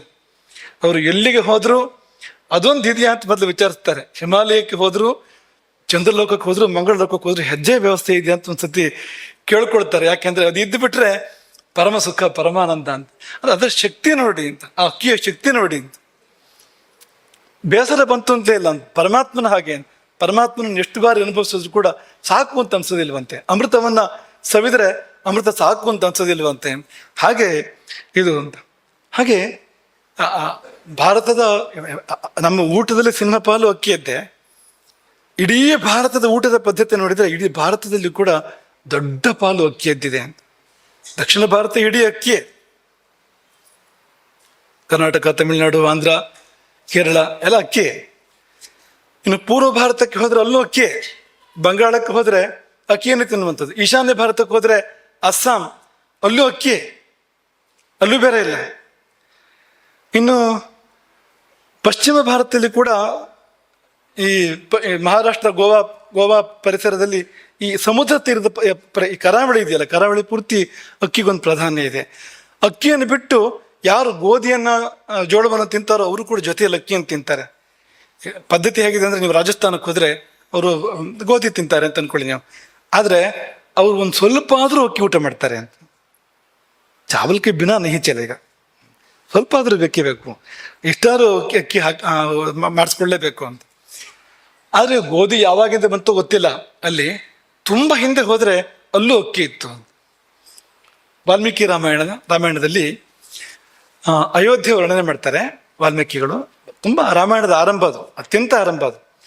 ಅಯೋಧ್ಯೆ ವರ್ಣನೆ ಮಾಡ್ತಾರೆ ಬಾಲಕಾಂಡದಲ್ಲಿ. ಮಾಡುವಾಗ ಒಂದು ಶಬ್ದ ಬಳಸ್ತಾರೆ ಅವರಲ್ಲಿ, ಶಾಲಿತಂಡುಲ ಸಂಪೂರ್ಣ. ಅಲ್ಲಿ ಗೋಧಿ ಸುದ್ದಿ ಇಲ್ಲ, ಗೋಧೂಮ ಪೂರ್ಣಾಮ್ ಅಂತಿಲ್ಲ. ಯವ, ಭಾರತದ ಇನ್ನೊಂದು ಭಾಗದಲ್ಲಿ ಯವ ಒಂದು ಕಾಲದಲ್ಲಿ ಬಾರ್ಲಿ ತುಂಬಾ ಇತ್ತು ಅಂತ ನಾವು ಕೇಳ್ತೇವೆ. ಯವೋಸಿ ಧಾನ್ಯ ರಾಜೋಸಿ ಅಂತ. ಆದ್ರೆ ಈ ರಾಮಾಯಣ ನೋಡಿದ್ರೆ ಶಾಲಿತಂಡುಲ ಸಂಪೂರ್ಣ. ರಾಮನ ಕಾಲದಲ್ಲಿ ಅಲ್ಲೂ ಅಕ್ಕಿ ತುಂಬಿ ತುಳುಕ್ತಾ ಇತ್ತು ಅಯೋಧ್ಯೆಯಲ್ಲಿ ಅಂತ. ಯಾಕೆ ತುಂಬಿ ತುಳುಕ್ಬೇಕು? ಅದು ಅಲ್ಲಿ ಯಾರು ತಿಂದೇ ಇದ್ರೆ ಯಾಕೆ ತುಂಬಿ ತುಳುಕ್ಬೇಕು ಹೇಳಿದ್ರು? ಉತ್ತಮ ಗುಣಮಟ್ಟದ ಅಕ್ಕಿ ಶಾಲಿತಂಡುಲ, ಅದು ಅಲ್ಲಿ ತುಂಬಿ ತುಳುಕ್ತಾ ಇತ್ತು. ಈ ಭಾರತದಲ್ಲಿ ಅದು ವ್ಯಾಪಿಸಿತ್ತು. ಧರ್ಮಕರ್ಮ ತಗೊಂಡ್ರೆ ಅಕ್ಕಿಯೇ ಬೇಕು. ತಂಡುಲಂ ವೈಶ್ವದೇವತ್ಯಂ ಪಾಕೇನ ಅನ್ನಂ ಭವಿಷ್ಯತಿ. ಅಲ್ಲಿ ಗೋಧಿ ಇಲ್ಲ, ಮತ್ತೊಂದಿಲ್ಲ, ಇದೇ ಇರುವಂಥದ್ದು, ಅಕ್ಕಿಯೇ ಇರುವಂಥದ್ದು ಅಂತ. ಹಾಗಾಗಿ ಚಾಣಕ್ಯ ಏನ್ ಹೇಳ್ತಾರೆ ಅಂದ್ರೆ, ಒಂದ್ ಕಡೆಗೆ ಚಾಣಕ್ಯರ ಮಾತು ಇದು, ಅಕಾರಣಂ ವ್ಯಾಕರಣಂ. ವ್ಯಾಕರಣ ಸುಮ್ಮನೆ ಅಂತ, ವ್ಯಾಕರಣದಿಂದ ಏನು ಅಂತ. ತಂತ್ರಿ ಶಬ್ದೋ ಪ್ಯಕಾರಣಂ. ವೀಣ ನುಡಿಸಿದ್ರೆ ಏನು ಪ್ರಯೋಜನ ಇಲ್ಲ ಅಂತ. ಅಕಾರಣಂ ತ್ರಯೋ ವೇದಾಹ. 3 ವೇದಗಳು, ಏನು ಲಾಭ ಇಲ್ಲ ಅಂತ. ಯಾಕೆಂದ್ರೆ ತಂಡುಲಾಸ್ತತ್ರ ಕಾರಣಂ. ಅಕ್ಕಿ ಬೇಕು ಅಂತ, ಅನ್ನ ಬೇಕು ಅಂತ. ಹಿಡಿ ಅಕ್ಕಿ, ಹಿಡಿ ಅನ್ನ ಇದ್ರೆ ಇದೆಲ್ಲ ಅನ್ನೋದಕ್ಕೆ ಅದು ಇರುವಂಥದ್ದು. ತುತ್ತೆತ್ತಲಿಕ್ಕೆ ಏನು ಇಲ್ಲದೆ ಇದ್ರೆ ಎಲ್ಲಿಂದ ವೇದಗಳು, ಎಲ್ಲಿಂದ ವೀಣೆ, ಎಲ್ಲಿಂದ ವ್ಯಾಕರಣ, ಅದೆಲ್ಲ ಯಾವಾಗ ಅಂದ್ರೆ ತಂಡುಲ ಇದ್ರೆ ಅದೆಲ್ಲ ಎಂಬುದಾಗಿ ಚಾಣಕ್ಯನ ಒಂದು ಮಾತು. ಹೀಗೆಲ್ಲ ಇದೆ. ಹಾಗಾಗಿ ಅಂತಹ ಒಂದು ಪ್ರಾಶಸ್ತ್ಯ ಇರ್ತಕ್ಕಂಥ ಅಕ್ಕಿಯಲ್ಲಿ ಸಕಲ ದೇವತೆಗಳನ್ನ ಪೂಜೆ ಮಾಡಿ ನಾವು ಈ ಒಂದು ಕಾರ್ಯವನ್ನ ಚಾತುರ್ಮಾಸ್ಯವನ್ನು ಪ್ರಾರಂಭ ಮಾಡ್ತಾ ಇದ್ದೀವಿ. ಹಾಗಾಗಿ ಮೊಟ್ಟ ಮೊದಲೇ ಅನ್ನಪೂರ್ಣೇಶ್ವರಿಯಲ್ಲಿಯೇ ಈ ಎಲ್ಲ ದೇವತೆಗಳನ್ನ ಇಟ್ಟು ಪೂಜೆ ಮಾಡಿದಂತೆ ಆಯ್ತು ಎಂಬುದಾಗಿ ನಾವು ಭಾವಿಸ್ತೇವೆ. ಅನ್ನಪೂರ್ಣೇಶ್ವರಿಯನ್ನ ಸ್ಮರಿಸ್ತೇವೆ. ಹೆಚ್ಚು ಲಭಿಸುವಂತ ಇಲ್ಲ. ಅದು ಇಷ್ಟನ್ನು ಹೇಳಬೇಕು, ಏನಂದ್ರೆ ಇಂದಿನ ಭಾರತದ ದುರಂತ ಏನು ಅಂದ್ರೆ, ನಮ್ಮೆಲ್ಲರ ದುರಂತ, ನಾವೆಲ್ಲ ಮಾಡ್ತಾ ಇರುವಂಥ ತಪ್ಪು ಅದೇನೆಂದ್ರೆ, ಮುಖ್ಯವಾಗಿದ್ದನ್ನ ಗೌಣವಾಗಿ ನೋಡುವಂಥದ್ದು, ಗೌಣವಾದದ್ದನ್ನ ಮುಖ್ಯವಾಗಿ ನೋಡುವಂಥದ್ದು.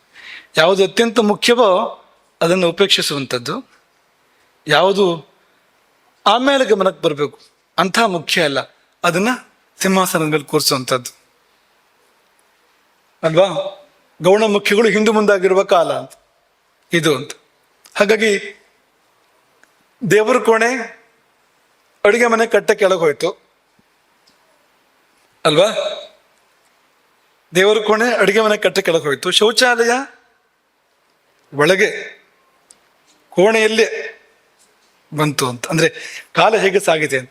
ನಮ್ಮ ಚಿಕ್ಕ ವಯಸ್ಸಿನಲ್ಲಿ, ತುಂಬಾ ಹಿಂದೆ ಅಂತಲ್ಲ, ನಮ್ಮ ಚಿಕ್ಕ ವಯಸ್ಸಿನಲ್ಲಿಯೇ ಈ ಸ್ನಾನಗೃಹ, ಶೌಚಾಲಯ ಅಂತ ಇರ್ತಿರ್ಲಿಲ್ಲ ಆ ಕಾಲದಲ್ಲಿ, ಪ್ರಕೃತಿಯೇ ಶೌಚದ ಒಂದು ಅದು ತುಂಬಾ ಸರಿಯಾದ ವಿಷಯ. ಅದು ತುಂಬಾ ಸರಿಯಾದಂಥ ಕ್ರಮ ಅದು. ಯಾಕೆಂದ್ರೆ ಅದು ಗಾಂಧೀಜಿ ಒಂದು ಮಾತನಾಡ್ತಾರೆ, ಯಾವ ಆಟಂ ಬಾಂಬ್ಗಿಂತ ದೊಡ್ಡ ಅನಾಹುತ ಯಾವುದು ಅಂದ್ರೆ ಈ ಶೌಚಾಲಯಗಳು ಅಂತ, ಆಧುನಿಕ ಶೌಚಾಲಯಗಳು ಅಂತ ಗಾಂಧೀಜಿ ಒಂದು ಮಾತನ್ನ ಹೇಳ್ತಾರೆ. ತುಂಬಾ ಸರಿಯಾದ ಮಾತು ಅದು.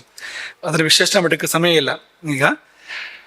ಅದು ಹೋಗ್ಲಿ, ಶೌಚಾಲಯದ ವಿಷಯ ಬಿಟ್ಬಿಡಿ. ಸ್ನಾನಗೃಹ ಇದೆಯಲ್ಲ, ಈ ಸ್ನಾನಗೃಹವನ್ನ ಮನೆಯಿಂದ ದೂರ ಇಡ್ತಾ ಇದ್ರು ಅಂತ. ಅಲ್ಲಿಂದ ಸ್ನಾನ ಮಾಡ್ಕೊಂಡು ಬರ್ಬೇಕಾಗಿತ್ತು. ಮನೆ ಒಳಗೆ ಸ್ನಾನಗೃಹ ಇರ್ತಿರ್ಲಿಲ್ಲ ಎಲ್ಲಿ ಕೂಡ ಅಂತ.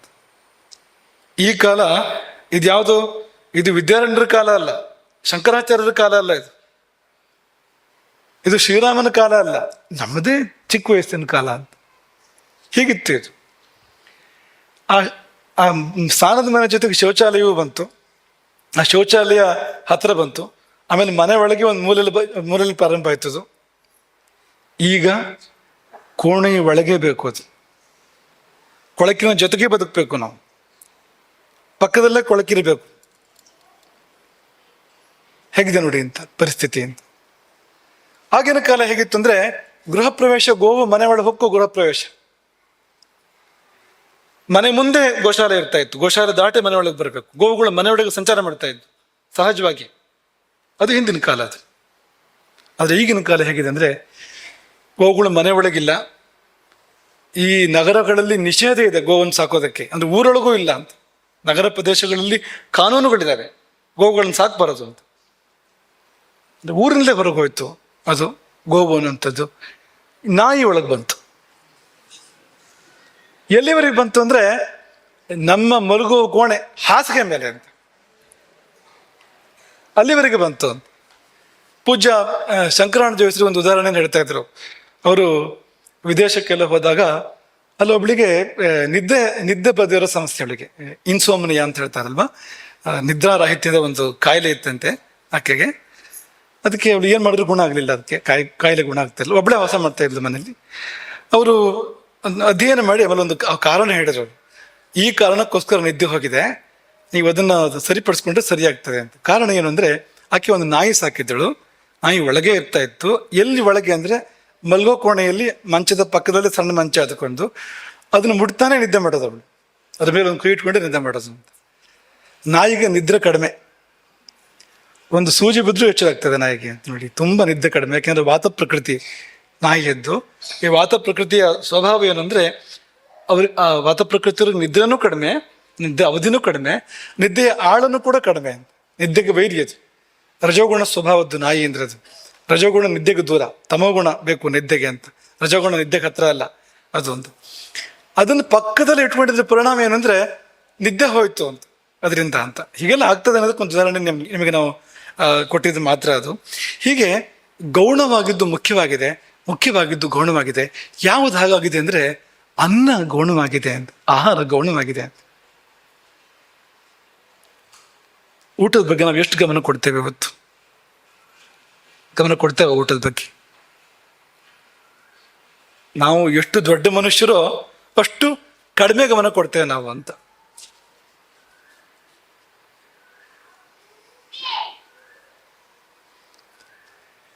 ದೊಡ್ಡ ಮನುಷ್ಯರಾದ್ರೆ ಊಟದ ಹೊತ್ತಿಗೆ ಬರ್ತಾರೆ, ಅವ್ರು ಏನು ತಿಂತಾ ಇದ್ದಾರೆ ಅಂತಲೇ ಗೊತ್ತಿರೋದಿಲ್ಲ ಅವರಿಗೆ, ಹೋಗ್ತಿರ್ತಾರೆ ತಿನ್ಕೊಂಡು. ನಾವು ಊಟ ಮಾಡುವಾಗ ನಾವು ನಿಂತ್ಕೊಂಡು ತಿಂತೇವೆ, ಓಡಾಡ್ತಾ ತಿಂತೇವೆ, ಏನೋ ಮಾತಾಡ್ತಾ ತಿಂತೇವೆ. ದೂರದರ್ಶನದಲ್ಲಿ ದುರ್ದರ್ಶನ ಅಂಥದ್ದು ಯಾವ್ದನ್ನಾರು ನೋಡ್ತಾ ತಿಂತೇವೆ ನಾವು. ಇದೆಲ್ಲ ಏನು?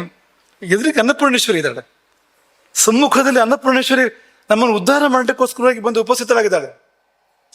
ಆದ್ರೆ ನಾವು ಏನನ್ನೋ ಯೋಚನೆ ಮಾಡ್ತಾ, ಇನ್ನೇನನ್ನೋ ಮಾತನಾಡ್ತಾ, ಎಲ್ಲ ಯಾವ ಕಡೆಗೋ ಗಮನ ಇಟ್ಕೊಂಡು, ಅಂದ್ರೆ ಒಂದು ಈಗ ನೀವು ನಿಮ್ಮ ನೆಂಟರಷ್ಟ್ರಿಗೆ ಹಾಗೆ ಮಾಡಿ ನೋಡೋಣ.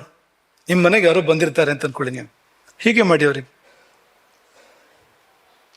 ಅವ್ರು ಬಡಿಸ್ಬೇಕಾದ್ರೆ ಅವ್ರಿಗೆ ಎಲ್ಲೋ ನೋಡ್ತಾ ಬಡಿಸಿ, ಏನೋ ಮಾತಾಡ್ತಾ ಬಡಿಸಿ, ಅವರಿಗೆ ಗಮನ ಕೊಡಬೇಡಿ ಅವ್ರ ಕಡೆಗೆ. ಏನಾಗತ್ತೆ? ನಿಮಗೆ ಹಾಗೆ ಮಾಡಲಿ ಯಾರಾದರೂ. ತುಂಬ ಉಪೇಕ್ಷೆ ಇದೆ. ಮತ್ತೆ ಅದ್ರ ಬಗ್ಗೆ ಏನೂ ತಿಳ್ಕೊಳ್ಳೋ ಗೋಜು ನಾವು ಹೋಗಿಲ್ಲ. ಯಾವುದು ಸರಿ, ಯಾವುದು ತಪ್ಪು, ಯಾವುದರ ಘೋರ ಪರಿಣಾಮಗಳು ಏನು, ಯಾವುದರಿಂದ ನಾವು ಚಿರಕಾಲ ಬಾಳ್ಬಹುದು, ಆರೋಗ್ಯದಲ್ಲಿ ಬಾಳ್ಬಹುದು ಅನ್ನಕ್ಕೆ ಇನ್ನೊಂದು ಶಬ್ದ ಮಹಾಭೇಷಜಂ ಅಂತ. ಮಹಾಭೇಷಜಂ, ಭೇಷಜಂ ಅಂದ್ರೆ ಔಷಧ. ಭೇಷಜಂ ಅಂದ್ರೆ ಔಷಧ, ಮಹಾಭೇಷಜಂ ಅಂದ್ರೆ ಮಹೌಷಧ, ದೊಡ್ಡ ಔಷಧ ಅಂತ. ಆರೋಗ್ಯ ಶಾಸ್ತ್ರ ಹೇಳ್ತದೆ, ನೀವು ಊಟ ಸರಿಯಾಗಿ ಮಾಡಿದ್ರೆ ನಿಮ್ಗೆ ರೋಗವೇ ಬರೋದಿಲ್ಲ ಅಂತ. ಒಂದು ಪಟ್ಟಿ ಕೊಡ್ತಾರೆ ಅವರು, ನಿತ್ಯ ಸೇವನೆಯ ಇದಿಷ್ಟು ನಿತ್ಯ ಊಟ ಮಾಡಿ, ಇದಿಷ್ಟನ್ನು ಮುಟ್ಬೇಡಿ, ಪ್ರತಿನಿತ್ಯ ಊಟ ಮಾಡಬೇಡಿ ಅಂತ ಒಂದು ಪಟ್ಟಿ ಕೊಡ್ತಾರೆ ಅವರು. ಹೀಗೆ ಮಾಡಿದ್ದಾಗ ಹೋದಾದ್ರೆ ನಿಮಗೆ ಕಾಯಿಲೆ ಬರೋದಿಲ್ಲ ಅಂತ ಅವರು ಬರೆದು ಕೊಟ್ಟಿದ್ದಾರೆ. ನೀವು ಯಾವತ್ತೂ ರೋಗ ಬಂದು ಅನ್ಭವಿಸೋದಿಲ್ಲ ಅಂತ. ಸುಮ್ಮನೆ ಏನು ಬರ್ಕೊಟ್ಟಿರೋದಿಲ್ಲ ಅಲ್ವಾ ಅದನ್ನ ಅಂತ. ನಾವೇನಾದ್ರು ತಿಳ್ಕೊಂಡಿದ್ದೇವೆ ಇದನ್ನ ಅಂತ. ಆಹಾರದ ಬಗ್ಗೆ ಪ್ರಾಚೀನ ಪರಿಕಲ್ಪನೆ ಆಗಲಿ, ಆಧುನಿಕ ಪರಿಕಲ್ಪನೆ ಆಗಲಿ, ಯಾವುದೇ ಒಂದು ತಿಳ್ಕೊಳ್ಳೋ ಗೋಜಿಗೆ ಹೋಗದೆ ಒಟ್ಟು ತಿಂತಾ ಇದ್ದೇವೆ. ತುತ್ತಿನ ಚೀಲವನ್ನು ತುಂಬಿಸ್ತಾ ಇದ್ದೇವೆ. ಅದು ಅಮೃತವೋ, ವಿಷವೋ, ರೋಗವೋ, ಶಾಪವೋ, ಶುಚಿಯೋ, ಅಶುಚಿಯೋ, ಏನು ಸಂಬಂಧ ಇಲ್ಲ. ಬಹಳ ಮುಂದುವರೆದು ತಿಳ್ಕೊಡ್ತೇವೆ. ಆದರೆ ಹಿಂದಿನವರು ತುಂಬ ನೋಡ್ತಾ ಇದ್ರು ಇದನ್ನೆಲ್ಲ. ನಾವು ಏನೂ ನೋಡೋದಿಲ್ಲ. ಅಂಗಡಿಗೆ ಹೋಗಿ ಹಣ ಕೊಟ್ಟು ತರ್ತೇವೆ, ಅದರಲ್ಲಿ ಏನಿದೆಯೋ, ಅದನ್ನು ಹೇಗೆ ಮಾಡಿದ್ರೋ, ಯಾವ ವಿಷಯವನ್ನು ಸುರಿದ್ರೋ, ಏನಾದರೂ ನೋಡ್ತೇವೆ ನಾವು. ಸೀದಾ ತಿಂತೇವಲ್ಲ ನಾವು ಅದನ್ನು, ಒಂದಿಷ್ಟು ಮುಂಜಾಗ್ರತೆ ಅಲ್ಲದೆ. ಒಳಗೆ ಹೋಗ್ತಾ ಇದೆ ಅದು. ಈಗ ಮನೆ ಒಳಗೆ ನೀವು ಯಾರನ್ನಾರು ಬಿಟ್ಕೊಳ್ತೀರಾ ಸುಲಭದಲ್ಲಿ? ನಿಮ್ಮ ಮನೆ ಒಳಗೆ ಗುರುತು ಪರಿಚಯ ಇಲ್ಲದೇ ಇರೋರನ್ನ, ನಿಮಗೆ ಸರಿಯಾಗಿ ಗೊತ್ತಿಲ್ಲದೆ ಇರೋರನ್ನ ಬಿಟ್ಕೊಳ್ತೀರಾ ಮನೆ ಒಳಗಡೆಗೆ? ಇಲ್ಲಿ ಒಳಗಡೆ ಬಿಟ್ಕೊಳ್ತಾ ಇದ್ದೀರಲ್ಲ ಅಂತ. ದೇಹದ ಒಳಗೆ ಅದ್ಯಾವುದು ಏನು ಅದ್ರ ಒಂದು ಪರಿಜ್ಞಾನವೇ ಇಲ್ಲದೆ ಒಳಗೆ ನಾವು ಕಳಿಸ್ತಾ ಇದ್ದೇವಲ್ಲ ಅಂತ. ಅದು ಹೋಗಿ ನಾವೇ ಆಗ್ತಾ ಇದೆ ಬೇರೆ. ನಮ್ಮ ದೇಹ ಮನಸ್ಸಾಗಿ ಪರಿಣಾಮ ಆಗ್ತಾ ಇದೆ ಅಂತ. ಆದರೆ ಕಿಂಚಿತ್ತೂ ಕೂಡ ಗಮನ ಇಲ್ಲ ಆ ಕಡೆಗೆ ಅಂತ. ತುಂಬ ಗಮನ. ನಮ್ಮ ಯಾವ ಇವತ್ತಿನ ವಿದ್ಯಾಭ್ಯಾಸ, ಪದವಿಗಳು, ವಿದ್ಯಾಲಯಗಳು, ಮಹಾವಿದ್ಯಾಲಯಗಳು ಯಾವುದೊಂದು ಕೂಡ ಈ ಊಟದ ಬಗ್ಗೆ ಸರಿಯಾದ ಪರಿಕಲ್ಪನೆ ಕೊಡ್ತಾ ಇಲ್ಲ, ಸರಿಯಾದ ಚಿತ್ರಣ ಕೊಡ್ತಾ ಇಲ್ಲ. ನಡೀತಾ ಇರ್ತಕ್ಕಂಥ ದಾರುಣವನ್ನ ಯಾವುದೂ ಹೇಳ್ತಾ ಇಲ್ಲ ಅಂತ. ಹಾಗಾಗಿ ಈ ಚಾತುರ್ಮಾಸ್ಯದಲ್ಲಿ ನಾವು ಆರಿಸ್ಕೊಂಡು ಊಟದ ಬಗ್ಗೆ ಮಾತಾಡೋಣ. 2 ತಿಂಗಳು ಕೂಡ ನೀವು ಕೇಳಲೇಬೇಕು ಅಂತ ನಮ್ದು ಒತ್ತಾಯ. ಅದಕ್ಕೋಸ್ಕರ ಅಂದರೆ ಬೇಕು ಇದು ಜೀವನಕ್ಕೆ ಅಂತ. ನಿಮ್ಮ ದೃಷ್ಟಿ ಬದಲಾಗಬೇಕು, ಊಟದ ಬಗ್ಗೆ ನಿಮ್ಮ ದೃಷ್ಟಿ ಬದಲಾಗಬೇಕು ಅನ್ನೋದು ಊಟದ ಹೊತ್ತಲೇ ಅದನ್ನು ಮಾತಾಡ್ತಕ್ಕಂಥ ಸಂದರ್ಭ ಬಂತು. ಇವತ್ತು ನಿಮ್ಮನ್ನು ಊಟ ಮಾಡಿದ ಕೂರಿಸಿ ಏನೋ ಒಂದು ಸಣ್ಣ ಶಿಕ್ಷೆ ಥರ ಇದೆ ಇವತ್ತು ನೋಡಿದಿರೋದು ಅಂತ.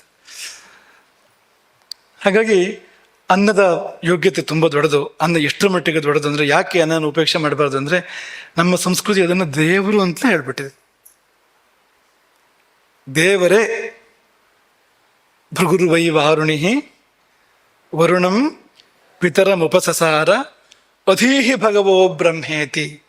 ಭೃಗು ವರುಣ ಪುತ್ರ, ಆತ ತನ್ನ ತಂದೆಯ ಬಳಿ ಸರಿ ಕೇಳ್ತಾನೆ, ಅಧೀಹಿ ಭಗವೋ ಬ್ರಹ್ಮೇತಿ, ಯಾವುದು ಬ್ರಹ್ಮ, ಪರಮಾತ್ಮ ಅಂದರೆ ಏನು ಅಂತ ನಂಗೆ ತಿಳಿಸ್ಕೊಡಿ ಅಂತ ತಂದೆಯನ್ನ ಭೃಗು ಕೇಳಿದಾಗ, ಅದಕ್ಕೆ ತಂದೆ ಕೊಟ್ಟ ಉತ್ತರ ಅನ್ನಂ ಪ್ರಾಣಂ ಚಕ್ಷು ಶ್ರೋತ್ರಂ ಮನೋ ವಾಚಂ ಅಂತ ಒಂದು ಪಟ್ಟಿ ಕೊಟ್ಟು, ಆ ಪಟ್ಟಿಯಲ್ಲಿ ಮೊಟ್ಟ ಮೊದಲು ಪ್ರಸ್ತಾಪ ಮಾಡಿದ್ದು ಯಾವುದು ಅಂದರೆ ಅನ್ನಂ.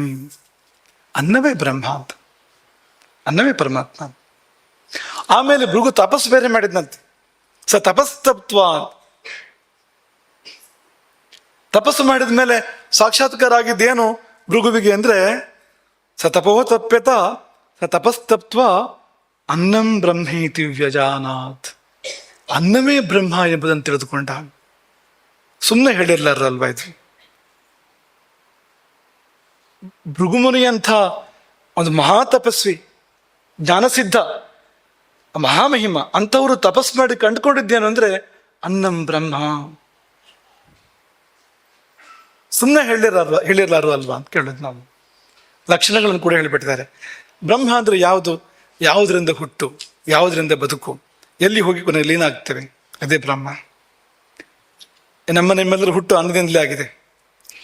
ನಮ್ಮ ತಂದೆ ತಾಯಿ ಏನು ಅನ್ನ ಊಟ ಮಾಡಿದ್ರೋ ಅನ್ನವೇ ಸೂಕ್ಷ್ಮವಾದ ಪುನರುತ್ಪಾದಕವಾದ ಧಾತುವಾಗಿ ಪರಿವರ್ತನೆ ಹೊಂದಿದ್ದಾನೆ ನಾವು ಹುಟ್ಟಿರುವಂಥದ್ದು. ನಾವೆಲ್ಲ ಹುಟ್ಟುತ್ತಾ ಇದ್ವು ಇಲ್ಲದೇ ಇದ್ರಿ. ಹಾಗಾಗಿ ಯಥೋವಾ ಇಮಾನಿ ಭೂತಾನಿ ಜಾಯಂತೆ, ಎಲ್ಲಿಂದ ಹುಟ್ಟು, ಎಲ್ಲಿಂದ ಬದುಕು, ಪ್ರಶ್ನೆ ಇಲ್ಲ ಅದರಲ್ಲಿ. ಬದುಕು ಎಲ್ಲಿಂದ? ಊಟ ಮಾಡಿದರೆ ಬದುಕು ಇಲ್ಲ ನೋಡಿ, ಎಷ್ಟು ದಿವಸ ಇರೋಕ್ಕೆ ಸಾಧ್ಯ ಅಂತ. ಹಾಗಾಗಿ ಏನ ಜಾತಾನಿ ಜೀವಂತಿ, ಹುಟ್ಟಿದವರು ಯಾವುದರಿಂದ ಬದುಕಿದಾರೋ, ಯತ್ಪ್ರಯಂತಿ ಅಭಿಸಂವಿಶಂತಿ, ಕೊನೆಗೆ ಹೋಗಿ ಯಾವುದನ್ನು ಸೇರ್ತಾರೋ ಅಂತ. ನಾವು ಅನ್ನವನ್ನೇ ಹೋಗಿ ಸೇರ್ತೇವೆ ಕೊನೆಯಲ್ಲಿ. ಇದು ಹೋಗಿ ಸೇರೋದು ಎಲ್ಲಿ? ಈ ದೇಹ ಕೊನೆಗೆ ಯಾರಿಗೂ ಆಹಾರ ಆಗಬೇಕು. ಅದು ಕ್ರಿಮಿಕೀಟಗಳಿಗೋ ಇನ್ನೊಂದಕ್ಕೂ ಆಹಾರ ಆಗಬೇಕು. ಅಥವಾ ಈ ಪಂಚಭೂತಗಳು ಅವು ಪರಿವರ್ತನೆ ಹೊಂದಿ ಯಾವುದೋ ಒಂದು ಗಿಡಕ್ಕೆ ಸೇರಿದ್ರೆ ಅದು ತರಕಾರಿ ಆಗ್ಬೋದು, ಸೊಪ್ಪಾಗ್ಬೋದು, ಇನ್ನೊಂದಾಗ್ಬೋದು, ಹಣ್ಣಾಗ್ಬೋದು, ಮತ್ತೊಂದಾಗ್ಬೋದು. ಈ ಪಂಚಭೂತಗಳೇ ಇನ್ನೆಲ್ಲ ಹೋಗಿ ಆಹಾರವಾಗಿ ಪರಿವರ್ತನೆ ಆಗ್ತವೆ ಅಂತ, ಅನ್ನವಾಗಿ ಪರಿವರ್ತನೆ ಆಗ್ತವೆ ಅಂತ. ಸೇಬನ್ನು ನಾವು ತಿನ್ಬೋದು. ನಮ್ಮ ದೇಹ ಬಿದ್ದು ಅಲ್ಲೇ ಒಂದು ಸೇಬಿನ ಗಿಡ ಹುಟ್ಟಿದ್ರೆ, ಅಥವಾ ಸೇಬಿನ ಗಿಡದ ಮೂಲದಲ್ಲಿ ನಮ್ಮ ಬದುಕು ಮುಕ್ತಾಯ ಆದರೆ ಅದೇ ದೇಹದ ಅಂಶಗಳಿಂದ ಮತ್ತೆ ಸೇಬವನ್ನು ಬರ್ಬೋದು ಪುನಃ ಅಂತ. ಹಾಗಾಗಿ ಅದೊಂದು ಚಕ್ರ ಇದ್ದ ಹಾಗೆ ಅದು ಅಂತ, ಅನ್ನ ಚಕ್ರ ಅಂತ. ಅದೇ ಬ್ರಹ್ಮ ಅಂತ ಅಂದಮೇಲೆ ಅನ್ನ ಪೂರ್ಣ ಅರ್ಥದಲ್ಲಿ ಬ್ರಹ್ಮ ಆಯ್ತು ನೋಡಿ ಎಂಬುದನ್ನು ಉಪನಿಷತ್ತು ಹೇಳಿರುವಂಥದ್ದು. ನಿಮಗೆ ಈ ಭಾವನೆಗಳಿದೆಯಾ ಅಂತ ಕೇಳೋದು ನಾವು. ನೀವು ಊಟ ಮಾಡೋ ಹೊತ್ತಲ್ಲಿ ನಿಮ್ಮ ಎದುರಿಗಿರುವಂಥದ್ದನ್ನು ಈ ದೃಷ್ಟಿಯಿಂದ ನೋಡ್ತಾ ಇದ್ದೀರಾ ಅಂತ ಗಂಭೀರವಾಗಿ ಯೋಚನೆ ಮಾಡಿ ಅಂತ. ಗೌರವದಿಂದ ನೋಡ್ತಾ ಇದ್ದೀರಾ ಅಂತ ಊಟವನ್ನ ಅಂತ. ನೀವು ಏನೇ ಹೇಳಿ ನಾವಿಲ್ಲ ಅಂತಲೇ ಹೇಳ್ತೇವೆ, ಮಾಡ್ತಾ ಇಲ್ಲ ಅದನ್ನ. ಹಾಗಾಗಿ ನಾವು ಹೀಗಾಗಿದ್ದು. ಇಷ್ಟು ಕಷ್ಟ ಪರಂಪರೆಗಳು, ಕಾಯಿಲೆಗಳು ಎಲ್ಲ ಯಾಕೆ ಆಗಿದ್ದು ಅಂದರೆ ಇದೇ ಕಾರಣಕ್ಕಾಗಿ. ವೇದ ಒಂದ್ಸತಿ ಅಂತಲ್ಲ ಪದೇ ಪದೇ ಹೇಳಿದೆ. ಓದನ ಮುದ್ಬ್ರುವತೆ ಪರಮೇಷ್ಠೀವ ಏಷಃ ಯದೋದನ, ಪರಮೇಷ್ಠೀವ ಏಷಃ ಯದೋದನ ಅಂತ. ಈ ಓದನ ಅಂದ್ರೆ ಅನ್ನ ಏನಿದೆಯೋ ಪರಮೇಷ್ಠಿ ಅಂತ, ಅದುವೇ. ಇನ್ನೊಂದು ಕಡೆಗೆ ವಿಶ್ವಭೃದ್ವೈ ನಾಮೀಶ ತನೂರ್ ಭಗವತೋ ಯದಿದಂ ಅನ್ನಂ, ಅನ್ನ ಅಂತಲೇ ಯಾವುದನ್ನು ಹೇಳ್ತಾ ಇದ್ದೀರೋ ಇದು ಬೇರೆ ಏನೂ ಇಲ್ಲ, ಭಗವಂತನದ್ದೇ ಒಂದು ರೂಪ, ವಿಶ್ವಧಾರಕ ರೂಪ ಅಂತ. ಈ ಜಗತ್ತನ್ನು ಭಗವಂತ ಅನ್ನದ ರೂಪದಿಂದ ಧಾರಣೆ ಮಾಡಿದ್ದಾನೆ. ಹಾಗಾಗಿ ನಾವು ಅನ್ನಪೂರ್ಣೇಶ್ವರಿ ಅಂತ ಪೂಜೆ ಮಾಡುವಂಥದ್ದು, ಅರ್ಚನೆ ಮಾಡುವಂಥದ್ದು. ಅನ್ನಪೂರ್ಣೇಶ್ವರಿ ಅಂತ ಯಾತಕ್ಕೆ ಅರ್ಚನೆ ಮಾಡ್ತೇವೆ ಅನ್ನಪೂರ್ಣೇಶ್ವರಿ ಅಂತಂದರೆ ಇದೇ ಕಾರಣಕ್ಕೋಸ್ಕರವಾಗಿ ನಾವು ಅರ್ಚನೆ ಮಾಡ್ತೇವೆ ಅನ್ನಪೂರ್ಣೇಶ್ವರಿ ಅಂತ. ಅದು ಸಾಕ್ಷಾತ್ ಭಗವಂತ. ಹಾಗಾಗಿ ಈ ಗೌರವದಿಂದ ನಾವು ನೋಡುವಂತೆ ಆಗಲಿ ಅನ್ನೋದು ಒಂದು. ಮತ್ತು ಇನ್ನೊಂದು, ಅದು ನಮ್ಮನ್ನು ಆರೋಗ್ಯವಂತವನ್ನಾಗಿ ಮಾಡ್ತದೆ. ಸರಿಯಾಗಿ ಊಟ ಮಾಡಿದರೆ ನಾವು ಆರೋಗ್ಯವಾಗಿರ್ಬೋದು, ಎಲ್ಲ ಕಾಯಿಲೆಗಳನ್ನು ಕಳ್ಕೊಳ್ಬೋದು ಅನ್ನೋದು ಇನ್ನೊಂದು. ಅದಕ್ಕೊಂದು ಕಥಾನಕ ಇದೆ, ಸಮಯದ ಮಿತಿ ತುಂಬ ಇದೆ, ಹಾಗಾಗಿ ಅದನ್ನು ಮುಂದಕ್ಕೆ ತಗೊಳ್ತೇವೆ. ಇಷ್ಟೇ ಹೇಳಲಿಕ್ಕೆ ಇರುವಂಥದ್ದು. ಅನ್ನವನ್ನು ನೋಡುವಂತೆ ನೋಡೋಣ, ಅನ್ನವನ್ನು ಉಣ್ಣುವ ಕ್ರಮದಲ್ಲಿ ಉಣ್ಣೋಣ, ಅನ್ನವನ್ನು ಉಪೇಕ್ಷೆ ಮಾಡದೇ ಇರೋಣ. ನಿಮ್ಮ ಮನೆಯಲ್ಲಿ ನಿಮಗೆ ಎಲ್ಲವನ್ನೂ ಮಾಡಿಕೊಡುವಂಥ ಭಗವಂತ ರೂಪತಾಳಿ ಇದ್ದಾಗ ಕೆಲಸದ ಆಳಿಗಿಂತ ಕಡಿಮೆಯಾಗಿ ನೋಡಿದರೆ ಅದು ಶಾಪವಾಗಿ ನಿಮಗೆ ಹೇಗೆ ಪರಿಣಮಿಸ್ಬೋದು ಅನ್ನೋದನ್ನು ಮನಸ್ಸಲ್ಲಿ ಇಟ್ಕೊಂಡು ಅದೇ ರೀತಿಯಲ್ಲಿ ನಾವು ಇರಬೇಕಾಗಿದೆ ಅನ್ನೋದನ್ನು ನಾವು ಆರಂಭದಲ್ಲಿ ಭಾವಿಸ್ತಾ, ಇಡೀ ಈ ಚಾತುರ್ಮಾಸದ ಉದ್ದಕ್ಕೂ ಈ 61 ಅಥವಾ 64 ಹಿಂದೆ ಮುಂದೆ ಎಲ್ಲ ಸೇರಿಕೊಂಡಾಗ ಇಷ್ಟೂ ದಿನಗಳ ಕಾಲವೂ ಕೂಡ ಅನ್ನಾನುಸಂಧಾನ ಇಲ್ಲಿ ಸರ್ವತ್ರ, ಇಲ್ಲಿ ಮಾತ್ರ ಅಲ್ಲ. ಚಾತುರ್ಮಾಸ್ಯವನ್ನು ನಾವು ಮಾತ್ರ ಮಾಡ್ತೇವೆ, ಆದರೆ ನೀವೆಲ್ಲರೂ ಈ ಅನ್ನಾನುಸಂಧಾನವನ್ನು ಮಾಡಬೇಕು. ಈ ಮಾತುಕತೆಗಳು ಅಡುಗೆ ಮನೆಯಲ್ಲೂ ನಡಿಬೇಕು, ನಿಮ್ಮ ಮನೆಗಳಲ್ಲಿ ಕೂಡ, ನೀವು ಊರಿಗೆ ಹೋದಂಥ ಮನೆಗಳಲ್ಲಿ ಕೂಡ ನಡಿಬೇಕು, ನಿಮ್ಮ ಕೋಣೆಗಳಲ್ಲಿ ಕೂಡ ನಡಿಬೇಕು. ಮತ್ತು ಬದಲಾವಣೆಗಳು ಆರಂಭ ಆಗಬೇಕು. ಏನು ನಮ್ಮ ಪರಂಪರೆ ಹೇಳಿದೆ, ಆ ರೀತಿಯಲ್ಲಿ ಇದು ನಡಿಬೇಕು ಎಂಬುದಾಗಿ ಈ ಸಮಯದಲ್ಲಿ ಭಾವಿಸ್ತಾ, ಮತ್ತೆ ಕೊನೆಯದೊಂದು ಮಾತೇನೆಂದರೆ, ಈ ತುಂಬ ಭಯ ಪಡ್ಕೋಬೇಡಿ, ಆತಂಕ ಪಡ್ಕೋಬೇಡಿ. ಏನೇನು ಕಾದಿದೆಯೋ ಇನ್ನು ಈ ಅದು ಏನಾಗ್ತದೆ, ಶ್ರದ್ಧೆ ಇಲ್ಲದೆ ಇದ್ದರೆ ಅವರಿಗೆ ಚಿಂತೆ ಏನೂ ಇಲ್ಲ. ಈ ಕಿವಿಯಿಂದ ಕೇಳಿ ಈ ಕಡೆಯಿಂದ ಬಿಟ್ಟರಾಯ್ತು. ಈ ಶ್ರದ್ಧೆ ಇರುವವ್ರಿಗೆ ಸಮಸ್ಯೆ ಏನಂದರೆ, ಆಯಿತು ಗುರುಗಳು ಪ್ರವಚನಕ್ಕೆ ಹೋಗ್ಬೇಕೋ ಬೇಡವಾ ಅಂತ, ಹೋದ ಮೇಲೆ ಗುರುಗಳು ಹೇಳಿದಂತೆ ಮಾಡಬೇಕಾಗ್ತದೆ, ಮಾಡದೇ ಇರೋದು ಸರಿಯಲ್ಲ. ಏನು ಹೇಳ್ತಾರ, ಊಟ ಮಾಡ್ಲಿಕ್ಕೆ ಬಿಡ್ತಾರೋ ಇಲ್ಲೋ ನಾಳೆಯಿಂದ ಅಂತ ಅನ್ನೋ ಚಿಂತೆ ಬಾಧಿಸ್ಬೋದು. ಆದರೆ ನಮ್ಮ ಪೂರ್ವಜರು ಹಾಗೆಲ್ಲ ಅಲ್ಲ, ತುಂಬ ಕರುಣಾಳುಗಳು ಅವರು. ಅವರು ಎಲ್ಲಿವರೆಗೆ ಹೇಳಿದಾರೆ ಅಂದರೆ, ಪ್ರಾಣಾತ್ಯಯೇ ಸರ್ವಾನ್ನಾನುಮತಿ. ನಿನಗೆ ಅಂಥ ಪ್ರಾಣ ಹೋಗೋ ಸಂದರ್ಭ ಬಂತಂದರೆ ಏನನ್ಬೇಕು ಅವರು ತಿನ್ನೋ, ಸರ್ವಾನ್ನಾನುಮತಿ. ಯಾಕೆ ಹೇಳ್ತಾರೆ ಈ ಮಾತನ್ನು? ಕನಕರದಿಂದ ಹೇಳಿರುವಂಥ ಮಾತಿದು.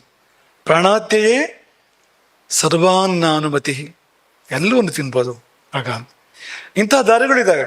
ಮಾತ್ರ ಅಲ್ಲ, ಎಷ್ಟೋ ಸಂಗತಿಗಳು ನಮ್ಮ ಜೀವನದಲ್ಲಿ ಸರಿಪಡಿಸ್ಕೊಳ್ಳೋಕೆ ಆಗೋದಿಲ್ಲ ನಮ್ಗೆ. ಅದನ್ನು ಅದು ನನ್ನ ಕೈಲಿ ಇಲ್ಲ. ಅದು ಏನು ಮಾಡೋದು ಆಗ ಅಂದರೆ, ಅದಕ್ಕೂ ದಾರಿಗಳನ್ನ ಹೇಳಿದ್ದಾರೆ. ಅಷ್ಟನ್ನು ಒಂದು ಚಿಕ್ಕ ಒಂದು ಕಾರ್ಯದ ಮೂಲಕ ಎಲ್ಲ ದೋಷವನ್ನು ಸರಿಪಡಿಸ್ಕೊಳ್ಬೋದು ಅಂಥ ದಾರಿಗಳನ್ನ ಕೂಡ ಹೇಳಿದ್ದಾರೆ ಅಂತ.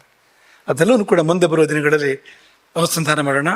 ಇಂದಿನಿಂದ ವಿಜೃಂಭಣೆಯಿಂದ ಈ ಚಾತುರ್ಮಾಸ್ಯ ನಡೀಲಿ. ನೀವೆಲ್ಲ ಸಮೃದ್ಧಿಯಾಗಿ ಊಟ ಮಾಡಿ ಈ ಚಾತುರ್ಮಾಸ್ಯದಲ್ಲಿ. ಹೇಗೆ ಅಂದರೆ, ಕಂಠಮಟ್ಟ ಊಟ ಮಾಡಿ ಅಥವಾ ಇದು ನಾಸಿಕಾ ಪರ್ಯಂತ ಮೂಗಿನ ಮಟ್ಟ ಊಟ ಮಾಡಿ ನಾವು ಹೇಳೋದಿಲ್ಲ. ಯಾಕೆಂದರೆ ಬೇರೆ ಏನೋ ಹೇಳೋಕೆ ಹೊರಟಿದ್ದೆ ನಾವು. ಸಾವಕಾಶ ಊಟ ಮಾಡಿ ಅಂತ ಅನ್ನೋ ಪದ್ಧತಿ ಇದೆಯಲ್ವಾ?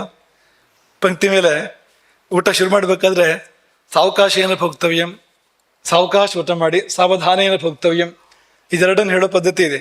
ಸಾವಧಾನೇನ ಭೋಕ್ತವ್ಯಂ, ಸಾವಕಾಶ ಊಟ ಮಾಡಿ ಅಂತ. ಅದಕ್ಕೆ ಕೆಲವರು ಈ ಸಾವಕಾಶ ಊಟ ಮಾಡಿ, ಸಾವಧಾನ ಊಟ ಮಾಡಿ ಅಂತ ಹೇಳಿದ್ದಕ್ಕೆ ಆ ಒಂದೊಂದು ತುತ್ತನ್ನು 36 ಸತಿ ಜಗದು, ಅಥವಾ 42 ಸತಿ ಜಗದು ಜಗದು ಜಗದು ಜಗದು ಜಗದು ಅದು ಅನ್ನ ತಂಗಳಾಗಬೇಕು. ಬೆಳೆಸಿದ ಬಿಸಿ ಅನ್ನ ತಂಗಳಾಗುವವರೆಗೂ. ಈ ಕೆಲವು ಜನ ಶಾಲೆಯಲ್ಲಿ ತುಂಬ ಎಷ್ಟು ಶ್ರದ್ಧೆ ಅವರಿಗೆ ತರಗತಿಗಳಲ್ಲಿ ಅಂದರೆ, ಅವರು ಅದೇ ತರಗತಿಯಲ್ಲಿ ಒಂದು 10 ವರ್ಷ ಇರ್ತಾರೆ. ಎಷ್ಟೋ ಜನ ಹೊಸಬರು ಬರ್ತಿರ್ತಾರೆ ಹೋಗ್ತಿರ್ತಾರೆ. ಇವರು ಮಾತ್ರ ಅಲ್ಲೇ ಇರ್ತಾರೆ ಅಂತ. ಶಾಶ್ವತ ಪ್ರತಿಷ್ಠಾಪನೆ, ಆತ್ಮಲಿಂಗ ಇದ್ದಾಗೆ ಅಂತ ಆ ತರಗತಿಯಲ್ಲಿ. ಹಾಗೆ ಇವರು ಊಟ ಕೂತಾ ಇರ್ತಾರೆ, ಪಂಕ್ತಿಗಳು ಆಗ್ತಾ ಇದೆ ಹೋಗ್ತಾ ಇದೆ ಅಂತ. ಆ ತರಹ ಅಲ್ಲ, ಅರ್ಥ ಹಾಗಲ್ಲ ಅದಕ್ಕೆ. ಹಾಗೆಲ್ಲ ಊಟ ಮಾಡಿದ್ರೆ ದೋಷ. ಯಾಕೆಂದ್ರೆ ಉಷ್ಣಮಶ್ನೀಯ ಬಿಸಿ ಊಟ ಮಾಡುವಂಥ ಶಾಸ್ತ್ರ ಹೇಳ್ತಾ ಇರುವಂಥದ್ದು. ತಣಿಬಾರ್ದು ಅದು. ಊಟವನ್ನು ತುಂಬ ಎಳೆದು ಊಟ ಮಾಡಬಾರ್ದು, ತುಂಬ ಗಡಿಬಿಡಿ ಮಾಡಬಾರ್ದು. ಅದನ್ನ ಮುಂದಕ್ಕೆ ಸಂದರ್ಭ ಬಂದಾಗ ಯೋಚನೆ ಮಾಡೋಣ. ಹಾಗಾದ್ರೆ ಮತ್ತೆ ಸಾವಕಾಶ ಊಟ ಮಾಡಿದ್ದು ಏನು ಅಂದರೆ, ಅವಕಾಶ ಅಂದರೆ ಜಾಗ, ಹೊಟ್ಟೆ ಒಳಗೆ ಜಾಗ ಇಟ್ಟು ಊಟ ಮಾಡಿ. ಹೇಳೋಕೆ ಕಷ್ಟ ಆಗೋ ಥರ ಮಾಡ್ಕೊಳ್ಬೇಡಿ. ಹೊಟ್ಟೆ ಒಳಗೆ ಅವಕಾಶ ಅಂದರೆ ಜಾಗ ಇಟ್ಟು ಊಟ ಮಾಡಿ. ನಿಯಮ ಆಗಿದೆ, ಅರ್ಧ ಘನಾಹಾರ, 1/4 ಭಾಗ ದ್ರವಾಹಾರ, 1/4 ಭಾಗ ಬಿಡಬೇಕು ಅಂತ. ಅಥವಾ 3 ಭಾಗ ಮಾಡ್ತಾರೆ, 3ರಲ್ಲಿ 1 ಭಾಗ ಬಿಡಬೇಕು ಅನ್ನೋ ಇನ್ನೊಂದು ಅಭಿಪ್ರಾಯ ಕೂಡ ಇದೆ. ಹಾಗಾಗಿ ಆ ರೀತಿ ಪ್ರಾಣ ಸಂಚಾರಕ್ಕೆ ಜಾಗ ಬೇಕು ಅಲ್ಲಿ, ಅಥವಾ ವಾತಪಿತ್ತ ಕಫಗಳು ಸಂಚಾರ ಮಾಡೋದಕ್ಕೆ ಜಾಗ ಬೇಕು, ಜಾಗ ಬಿಡಿ ಅಂತ ಹೇಳಿದರೆ ಇವ್ನು ಮೆಲ್ಲ ಮತ್ತೆ ಹಸಿವು ಆಗ್ಬೇಕು, ಮತ್ತೆ ಊಟ ಮಾಡಬೇಕು ಅನ್ನೋ ಥರ ಊಟ ಮಾಡಿದರೆ ಉಪಯೋಗವೂ ಇಲ್ಲ. ಹಾಗೆ ಸಾವಧಾನೇನ ಭೋಕ್ತವ್ಯಂ ಅಂತಂದರೆ, ಈ ಅವಧಾನ ಅಂದರೆ ಬೇರೆ ಕಡೆ ಗಮನ ಹೋಗಬಾರದು ಅಂತ. ಅವಧಾನಿಗಳು ಅಂತ ಹೇಳ್ತಾರಲ್ಲ, ಶತಾವಧಾನಿಗಳು, ಅವಧಾನ ಅಂದ್ರೆ ಏನು? ವಿಷಯಾಂತರ ವ್ಯಾವೃತ್ತಿ ಅಂತ. ಬೇರೆ ಎಲ್ಲೂ ಗಮನ ಹೋಗದೆ ಒಂದೇ ಕಡೆ ಗಮನ ನಿಂತರೆ ಅದಕ್ಕೆ ಸಾವಧಾನ ಅಂತ ಹೆಸರು. ಊಟ ಮಾಡುವಾಗ ಬೇರೆ ಯಾವ ಕಡೆಗೂ ಗಮನ ಹೋಗದೆ ಇರಲಿ. ಅನ್ನಪೂರ್ಣೇಶ್ವರಿ, ಅನ್ನ ಬ್ರಹ್ಮ, ಅದನ್ನು ಬಿಟ್ಟು ಈ ಕರ್ಣ ಪಿಶಾಚಿಯನ್ನು ಈ ಕಡೆ ನೋಡ್ತಾ ಊಟ ಮಾಡಿದ್ರೆ ಎಲ್ಲಿ ಆ ಪಿಶಾಚಿಗೆ ಹೋಗ್ತದೆ ಅಂತ, ನಮಗೆ ಹೋಗಿದ್ದಲ್ಲ ಅದು ಅಂತ, ಹಾಗಾಗ್ಬೋದು ಅಂತ. ಅಂಥದ್ರಲ್ಲಿ ನಡೀತಾ ಇರ್ತದಲ್ಲ, ತುಂಬ ಜನ ಮಾಡ್ತಾರೆ ಅದನ್ನು, ಪಕ್ಕದಲ್ಲಿ ಇಟ್ಕೊಂಡಿರ್ತಾರೆ, ನೋಡ್ತಾ ಇರ್ತಾರೆ, ನೋಡ್ತಾ ಊಟ ಮಾಡ್ತಾರೆ, ಇದೆಲ್ಲ ನಡೀತದಲ್ವಾ ಅಂತ. ಹಾಗೆಲ್ಲ ಮಾಡಬೇಡಿ. ಮತ್ತು ಅದು ಬೇರೆ ಬೇಡದರ ಮಾತಾಡ್ತಾ ಊಟ ಮಾಡಬೇಡಿ. ಅನ್ನದ ಕಡೆಗೆ ಗಮನ ಇರಬೇಕು ಅಂತ, ಏಕಾಗ್ರನಾಗಿ ಅನ್ನದ ಮೇಲೆ ಗಮನ ಇಟ್ಟು ಊಟ ಮಾಡಬೇಕು ಅಂತ ಹೇಳಿದರೆ ನಾವೇನು ಮಾಡ್ತಾ ಇದ್ದೇವೆ ಇವತ್ತು? ಬೇರೆ ಏನೋ ಮಾಡ್ತಾ ಇದ್ದೇವೆ. ಹಾಗಾಗಿ ನೀವೆಲ್ಲ ಸಮೃದ್ಧಿಯಾಗಿ ಊಟ ಮಾಡಿ, ಅದರ ಸಾವಕಾಶ ಊಟ ಮಾಡಿ. ಮತ್ತೆ ತಪ್ಪು ತಿಳ್ಕೊಳ್ಬೇಡ, ಅವಕಾಶ ಇರುವಂತೆ, ಹೊಟ್ಟೆ ಒಳಗೆ ಅವಕಾಶ ಇರುವಂತೆ ಊಟ ಮಾಡಿ, ಸಾವಧಾನ ಊಟ ಮಾಡಿ, ಸಾವಕಾಶ ಊಟ ಮಾಡಿ, ಊಟ ಮಾಡಬೇಕಾದ್ದನ್ನು ಊಟ ಮಾಡಿ, ಮಾಡುವಷ್ಟು ಮಾಡಿ, ಮಾಡಬೇಕಾದ್ದನ್ನು ಮಾಡಿ. ಅದೇ ಬದುಕನ್ನು ಗೆಲ್ಲುವಂಥ ಒಂದು ದಾರಿ ಎಂಬುದಾಗಿ ಕೊಟ್ಟ ಕೊನೆಯಲ್ಲಿ ಹೇಳ್ತಾ ನಿಮ್ಗೆಲ್ಲರಿಗೂ ಆಶೀರ್ವಾದ ಮಾಡ್ತೇವೆ. ಅನ್ನಪೂರ್ಣೇಶ್ವರಿ ನಿಮ್ಮನ್ನ ಹರಸಲಿ, ನಿಮ್ಮ ಬದುಕಿನಲ್ಲಿ ಒಂದು ತಿರುವು ಬರಲಿ. ಆ ತಿರುವು ಎಂಥದ್ದು ಅಂದರೆ, ಇದು ಒಂದರಿಂದಲೇ, ಕೇವಲ ಊಟ ಒಂದರಿಂದಲೇ ಜೀವನವೇ ಬದಲಾಗಬೇಕು. ಆಗ್ತದೆ, ಅದನ್ನು ಜೀವನವೇ ಇಡೀ ಬದಲಾಗೋಕೆ ಸಾಧ್ಯ ಇದೆ, ಸಂಪೂರ್ಣ ಬದಲಾಗೋಕೆ ಸಾಧ್ಯ ಇದೆ ಬರೀ ಊಟ ಮಾತ್ರದಿಂದ. ಊಟಕ್ಕೆ ಸಂಬಂಧಪಟ್ಟಂತೆ ಹೇಳಿದ ನಿಯಮಗಳನ್ನು ಮಾತ್ರ ಪಾಲನೆ ಮಾಡಿದಷ್ಟರಿಂದಲೇ ಜೀವನ ಬದಲಾಗೋಕೆ ಸಾಧ್ಯ ಇದೆ, ಪೂರ್ತಿ ಜೀವನ ಬದಲಾಗೋಕೆ ಸಾಧ್ಯ ಇದೆ. ನೀರೋಗಿ ದೃಢಕಾಯನಾಗಿ ಬಹುಕಾಲ ಬಾಳೋದಕ್ಕೆ ಕೂಡ ಸಾಧ್ಯ ಇದೆ. ಹಾಗಾಗಿ ಅಂಥ ಆಶೀರ್ವಾದವನ್ನು ಅನ್ನಪೂರ್ಣೇಶ್ವರಿ ಎಲ್ರಿಗೂ ಮಾಡಲಿ. ಹಾಗೆ ನಮ್ಮಲ್ಲಿ ಕೂಡ ಆಕೆ ಆವಾಹನೆಯಾಗಿ ಮಾತಾಡಲಿ, ಅವಳೇ ನಿಮ್ಮಲ್ಲಿ ಆವಾಹನೆಯಾಗಿ ಕೇಳಲಿ. ಎರಡೂ ಕಡೆಗೆ ಅವಳೇ ಇದ್ದು ಈ ಒಂದು ಸಂವಾದವನ್ನು ನಡೆಸಿಕೊಡ್ಲಿ ಎಂಬುದಾಗಿ ನಾವು ಕೊಟ್ಟ ಕೊನೆಯಲ್ಲಿ ಹಾರೈಸಿ ಎಲ್ಲರನ್ನೂ ಪ್ರೀತಿಯಿಂದ ಆಶೀರ್ವದಿಸ್ತೇವೆ, ಆಶೀರ್ವಾದ ಮಾಡ್ತೇವೆ. ಎಲ್ರಿಗೂ ಒಳ್ಳೇದಾಗಲಿ ಎಂಬುದಾಗಿ ಅರ್ಪಣೆ ಆಗ್ತದೆ. ಹರೇ ರಾಮ. ಗೋಕರ್ಣ ಮಂಡಲಾಧೀಶ್ವರ ಶ್ರೀಮತಿ ಜಗದ್ಗುರು ಶಂಕರಾಚಾರ್ಯ ಶ್ರೀಮದ್ ರಾಘವೇಶ್ವರ ಭಾರತೀ ಸ್ವಾಮಿ ಮಹಾರಾಜ್ ಕಿ.